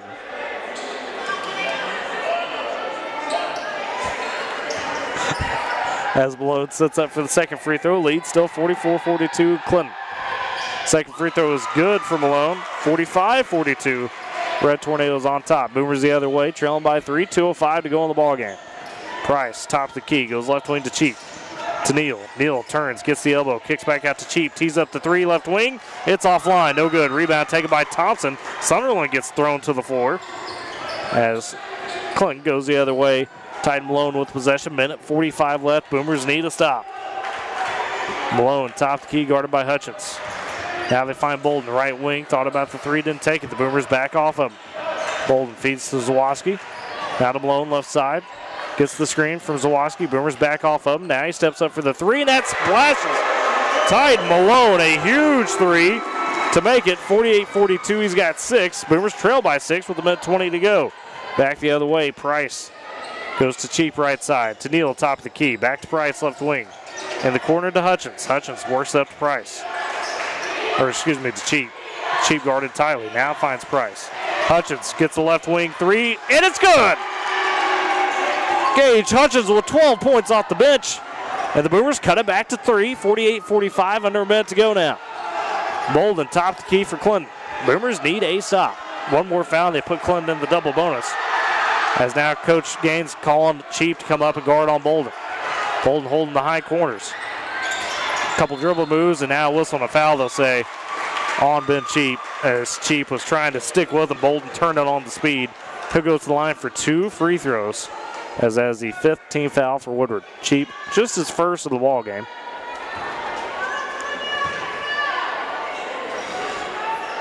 And Bolden has a chance to make it a 2-possession game again. with a pair of free throws. First free throw is up. That one's too strong. It remains 48-45. 43 seconds to go, and now a timeout by Coach Gaines. As she's done this so far all season, where you take the timeout in between the free throws. Get things set up. It looked like Carter Reed was going to come back into the ball game for Woodward. So 48-45, Woodward trails. 43 seconds to go. There will be one more free throw on the way from Zeshawn Bolden for Clinton. And Dakota, what do you do here if you're the Boomers? I mean, obviously you hope for the miss, but if you don't get the miss, you trail by 4. You have plenty of time to go for a 2-for-1 scenario or whatever may have you. You put Clinton into the double bonus, so you don't have to worry about trying to rack up more fouls. Say if they miss, you got 43.6 seconds. I say, ooh, man, that's a tough one. I mean, you want to go for the tie, but also you don't want to be silly with the ball. That much time, I'm saying go ahead and drive down, try to get the 2-point, let them mistake, try to have them mistake within about 10 so seconds. If not, go to the foul line again, let them shoot, try to get a miss, and then go back to the basket. That's the only thing you can really hope for, unless you got a trick up your sleeve and you know that you can turn the ball over and get a clean shot and tie this thing up. You're kind of shooting for hope right now. We'll see what the Boomers do with it out of the timeout. Again, Zeshawn Bolden will have one more free throw for Clinton. Missed the first one. Kept it at 48-45. See if he makes the second. It looks like Clinton taking out the rebounders, trying to make sure Woodward doesn't get anything quick. Should Bolden miss the second free throw. As Carter Reed did step back in for the Boomers. Takes out Gage Hutchins. Excuse me, does not take out Gage Hutchins. Second free throw for Bolden, no good as well. Reed with the rebound. Boomers trail by 3, 40 seconds. Right wing Cheap with it. Guarded tightly by Malone. Has the dribble, doesn't use it, finds Hutchins at the corner. Now inside to Reed. Reed double team. Has a kick out to Price. Left wing for 3. He got it! Connor Price ties it up. 48 all. 25 seconds. Now the Boomers got Bolden tied up. Oh, they went to the travel, didn't get it. Across the timeline goes Malone. 18 seconds, all tied up, and now a timeout by Coach Lucian Bliss. And oh my, how about that 3 from Connor Price to tie that one up? Tyler, I was, not on the mic there, but I was yelling and praying and everything, man. It's electric here. A big 3 from CP3. Yes, Connor Price wearing that number 3 jersey for those of you who didn't get that CP3 reference out there. Man, this is a crazy game. You talk about a 3-point there to make it from 6-3 from Gage Hutchins, and then you get 2 missed free throws. You get a 3-point from Connor Price off the baseline. I mean, this place, Tyler, is almost electric as Boomer Fieldhouse is. And so, the fans have traveled. They have 16 seconds to go in the ball game, 16.9. Clinton will have possession out of this timeout. 48 all. The Boomers are going to have to make a stop, and you hope there will be some time to get a shot of your own up. If not, you take it into overtime and you try to finish this thing off. The 5 for the Boomers is going to be Carter Reed, Connor Price, Gage Hutchins, Connor Sunderland, and Ben Cheap, the 5. That will be the closing lineup for Clinton. Bolden, Louthan, Redshin, Thompson, Malone, and Zawoski.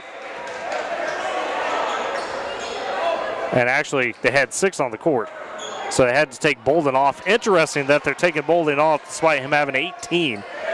This will be Redshin inbounding, finds Malone, 16 seconds. Malone, top the key, finds Louthan. Louthan at the logo with 12, guarded by Cheap. Cheap on the defense. Louthan with 8 seconds gets a screen on the right wing. Not finding the shot with 5. Double team has to pick up his dribble, and now another timeout from Coach Lucian Bliss with 2.3 seconds. Wow. I really didn't think they were going to get a timeout there, Tyler. I really thought they were just going to try to hold for the last second shot and then spray and pray for a make. Well, now you've set yourself up where you got to take a quick shot. The Boomers also have to be prepared to not let any silly screen get by. Yeah, it's going to it's going to be a catch and shoot situation here for the Tornadoes. I mean, not quite a catch and shoot. You got a little bit of time, but it's pretty close to catch and shoot. You're going to have to catch it, and I mean, you're going to have to make sure you want to be where you want to be and throw it up. I don't imagine they have 2 passes here. Interesting note here as well. That was the last timeout for Clinton, if the scoreboard is correct. So that means should they get in trouble trying to inbound the ball, there is no timeout available for Coach Bliss. So an interesting gamble here. Coach Hickman looks up at us like, we need a OT prayer right here, everybody. Need some Boomer magic and some Boomer defense. So it'll be Clinton on the inbounds. Louthan will throw it in front of the Clinton bench. Cheap will be on him. Clinton gets it set up. Coach Gaines saying use the high hands. Louthan set up to inbound it. Counts on. Getting close. Has to throw it into Malone. Malone not going to give up the heave. No, Redshin gets up the heave at the buzzer. Oh! It's off the backboard and no good. That almost went in, but instead we will go to overtime. Oh my.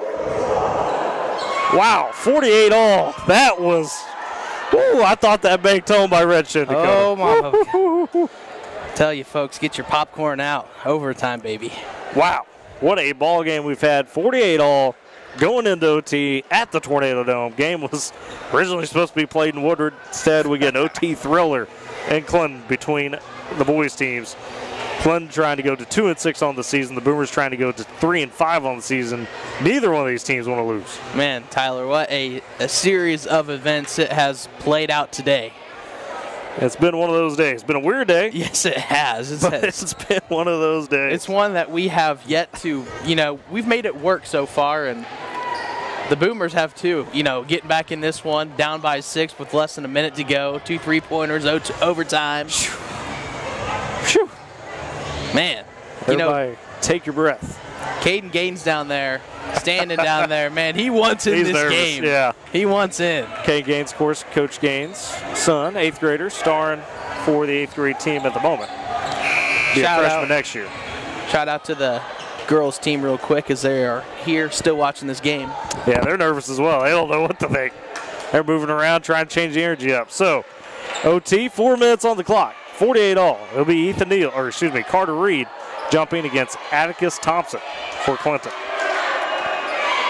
They're making sure they're on the right side. Coach Hickman trying to direct them as they're trying to figure out which way is which.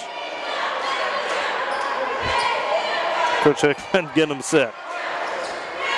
Coach Gaines getting Gage Hutchins set as well. So it's Reed, Price, Sunderland, Cheap, and Hutchins tip in the air. Tip is won and controlled by Clinton as Thompson wins it over Reed.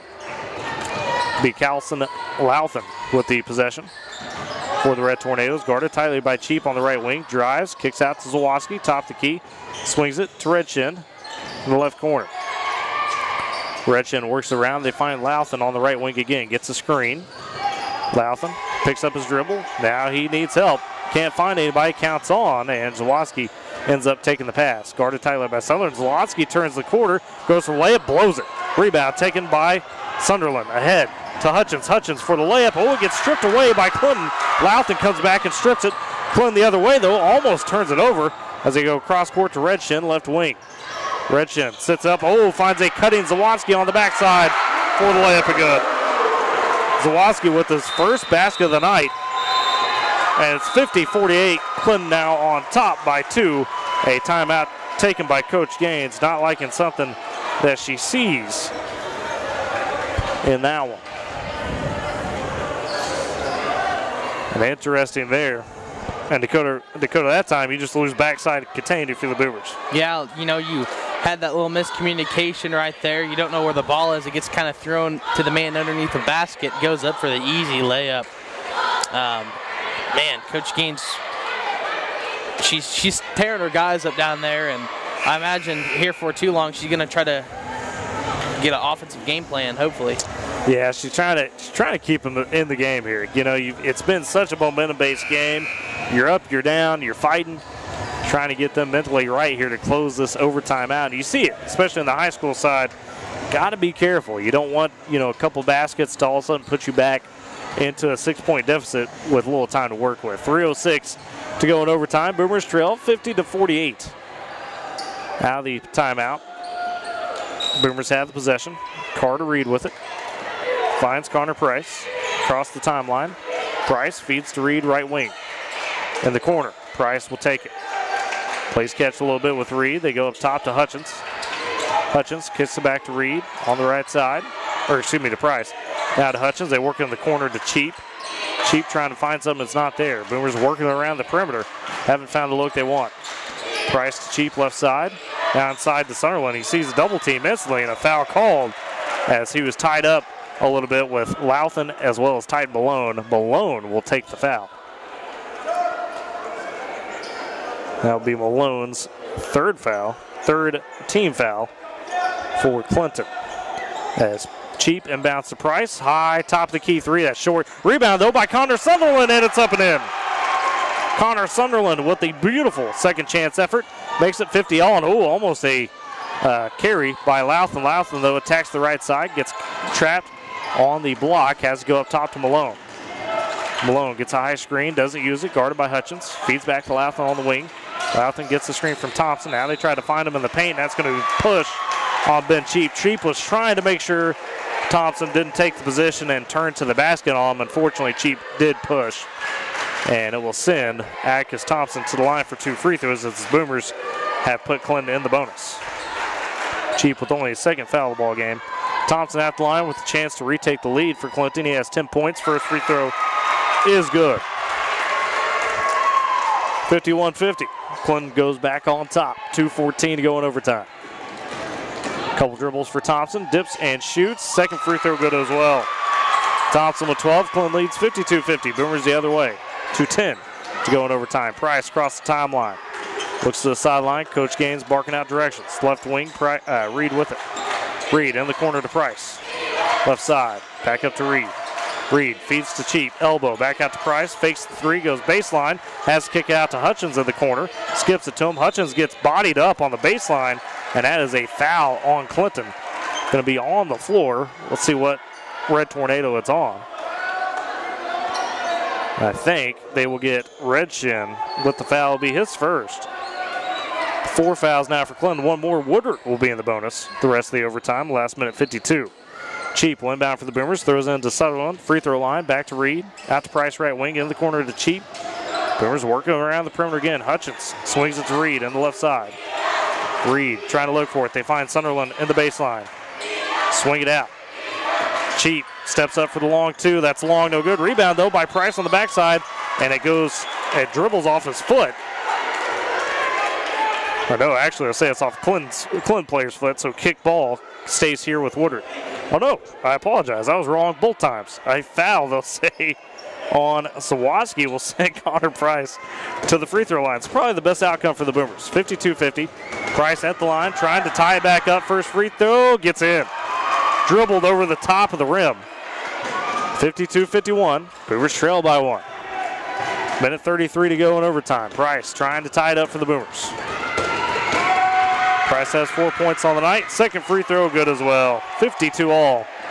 Clinton will take back possession with a minute 33. Full court press on for the Boomers. Louthan takes the inbounds pass. Has to work it over to Malone. Boomers trying to pressure a little bit as Thompson has it right wing. Picks up his dribble. Feeds back to Malone. Right corner to Zawatsky. Clinton going to work the possession with a minute 20. Zawatsky top the key to Louthan. Guarded by Hutchins. Tie ball game. Clinton backs it out. Right wing. Louthan gets a high screen. Hutchins trying to stick to him. Louthan turns the quarter, gets it to the free throw line, gets cut off. Has to back it out to Thompson. Now Malone. Malone gets a high screen. Thought about three. Instead, pass poked away. Almost stolen away by Ben Cheap. It's loose. Malone comes up with it. Tries to roll around Price. It's still on the floor. The Boomers come up with the steal. Carter Reed takes it. Under a minute to go in the overtime. 52 all. Price races across the timeline. Now feeds it to Hutchins. Left corner to Reed. Reed fakes the pass. Kicks it back to Hutchins for three. Oh, it's short. Rebound, though. Taken by Sutherland. Tip to Hutchins. Hutchins can't get the second effort to go. And now a whistle and a foul underneath as on the loose ball.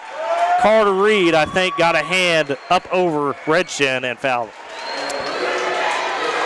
And it is the case. Carter Reed has now unfortunately fouled out as well with 9 points. So we'll see who the substitution is. Coach Gaines telling Carter, hey, it's all right. as Ethan Neal will step into the ball game for Carter Reed. Ronnie Redshin goes to the line with 37 seconds left, all tied up at 52. Redshin could take the lead again for Clinton. Redshin's first free throw is good. Redshin with 6 points in the ball game. 53-52 Clinton on top. Redshin trying to extend the lead. Second free throw's no good. Remains 53-52. Boomers take the possession. Price has it. 34 seconds to go. Across the timeline. Price left wing to Cheap. Cheap guarded tightly. Goes to Hutchins up top to Price right wing. Price fakes the pass. Now dribbles top of the key. 20 seconds to go. Kick ball. It's a kick ball off Malone. They didn't call it. Malone the other way for the layup. It's good. That was a kick ball they did not call. 55-52. Boomers trail, and now a timeout taken. And boy, Boomers have a case because that should have been a kick ball. Malone straight up kicked that ball, and they didn't call it. Wow.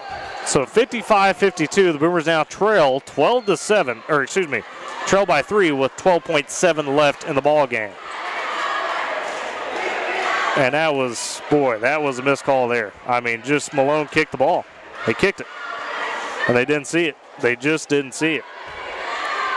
So unfortunate for the Boomers. So Coach Gaines will have to draw something up here as the Boomers trail by 3. Should have been 53-52. Should have had that one, but it is what it is. That's a tough break. So we'll see what Coach Gaines drawing up. The Boomers did this in the fourth quarter. You got back-to-back threes to close that one and tie it up to force it overtime. Now can you find another one? Going to have a full 12 seconds to work with. The question will be who shoots it, what look do you get? That's Coach Gaines really taking her time drawing one up. Connor Price, three-point line, top of the key. There it is. Top of the key, huh? Okay. Coach calling that. That or one of the two. I'd say go to Gage here. I think you go to Gage Hutchins. That's what I was going to say. Either you're going to have Connor at the top of the key, left baseline or right baseline, Ethan Neal or Gage Hutchins for the three-point. I don't want to call it early, but I have a feeling, Tyler, it could be going to a double OT here. So 12.7 to go in the ballgame. Boomers trail 55-52. They have the possession out of the timeout. Carter Reed has fouled out for the Boomers. The 5 will be Gage Hutchins, Ben Cheap, Connor Price, Ethan Neal, and Connor Sutherland. It'll be Gage Hutchins passing it in on the inbounds in front of the Boomer bench. Hutchins goes to Price. Price 10 seconds, goes right wing to Cheap. 8 seconds. Cheap has a dribble to work with. Hasn't used it. Cheap uses the dribble at 5. 4. He's got to get something up. He's trapped. Finds Connor Sunderland with the jump shot, and he's fouled, or did we get the timeout? Coach Gaines wanted the timeout. I don't think she got it. And now there's zeros on the clock. Coach Gaines is fired up. She wanted the timeout. She had the official right next to her. And what do they do here? Because Connor Sutherland was inside the paint. There was no chance at a 3 to tie. Now Coach Gaines, she backed off, obviously, but she was screaming for the timeout. She was screaming for the timeout and didn't get it. So now we'll see what the discussion is. There was a whistle, and I didn't see a foul called. So what's going to be the call here? There's zeros on the clock. So now they got to figure out what they want to put on the clock. So whatever happens here, essentially the Boomers are going to have to catch and shoot.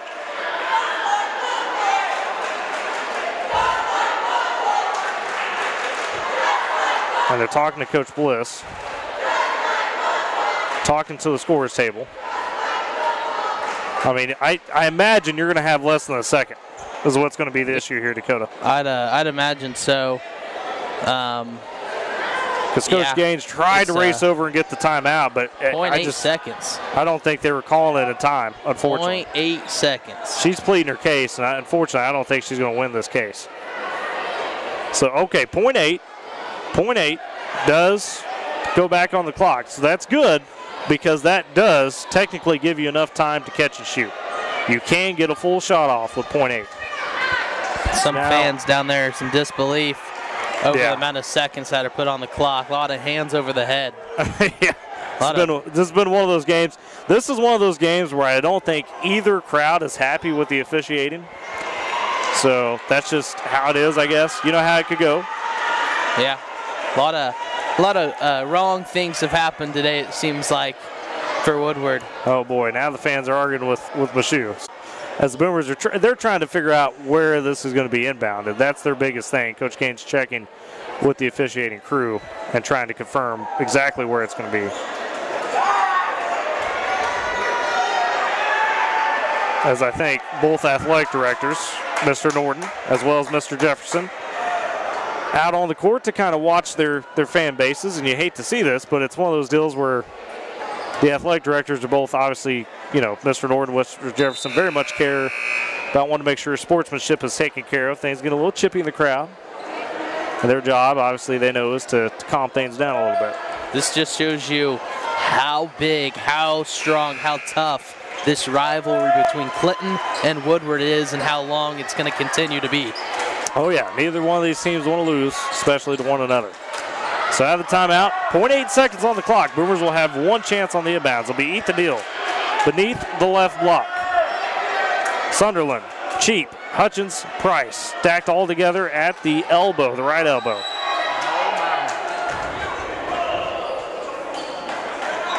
And now who's got the timeout here? Another timeout by Woodward? I guess so. So Coach Gaines said, okay, let me redraw this up. So a little double timeout here for Coach Gaines. I mean, might as well use it. You still had one in the pocket, obviously the extra one given on the overtime, so use that extra one. Why not? Why not? Still 55-52, Woodward trails in this overtime, trying to tie this up on the road. Don't know if they'll get the chance to. We'll see. It's been a really physical second half. It's been back and forth. Been really about that way since midway through the third quarter, after it started out a bit slow in the third quarter. Goodness. The Boomers win. You become 3-5 on the season, head into the break with the 2-game win streak.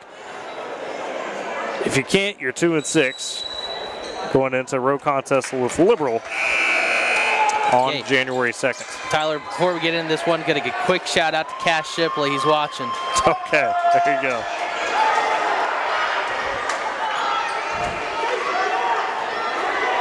As it will be Cheap on the inbound this time. Beneath the left block, Boomers now spread out. They try to throw it to Price. It's beyond Price, and that's going to be the ball game. The Boomers couldn't quite execute it, and that's going to be the ball game. As unfortunately Woodward falls 55-52. The boys do on the road in Clinton.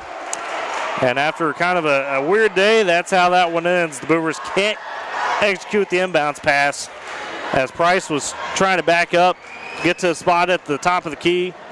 Could not find it. Pass was a bit too strong. So the Boomers fall to 2-6 on the season for the boys' side. After the 55-52 loss, Clinton does improve to 2-6 as well. And Dakota, let's look at some post-game stats here for the boys.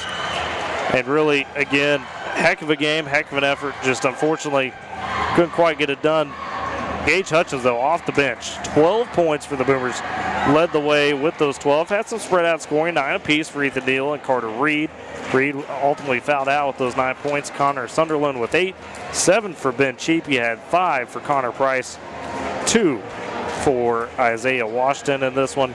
Leading away for Clinton, boy, he was the factor. Really changed the momentum. Zijan Bolden with 18 in this one off the bench. And then you also got 12 from Atticus Thompson. Those two combined for 30 of the 55 for for Clinton, Dakota. And unfortunately for the boys, another game where you just can't quite close it out.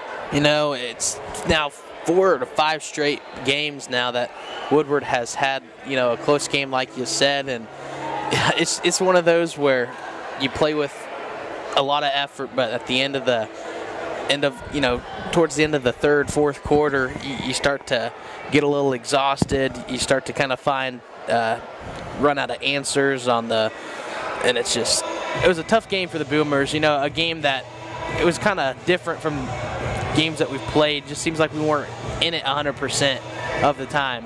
Had a lot of good effort there, just unfortunately you couldn't pull it out. Yeah, and it's, it's another one of those deals where you're learning, right? You'll learn eventually how to win those ball games, and it just didn't come tonight. It's just one of those deals where it just didn't come tonight. You'll get there. You've been in situations where you can win. You go look at the Woodward records, in terms of this season and just see how many games they could win. Just haven't been able to do it. I know that's at a point frustrating for the guys, but now you go into the Christmas break.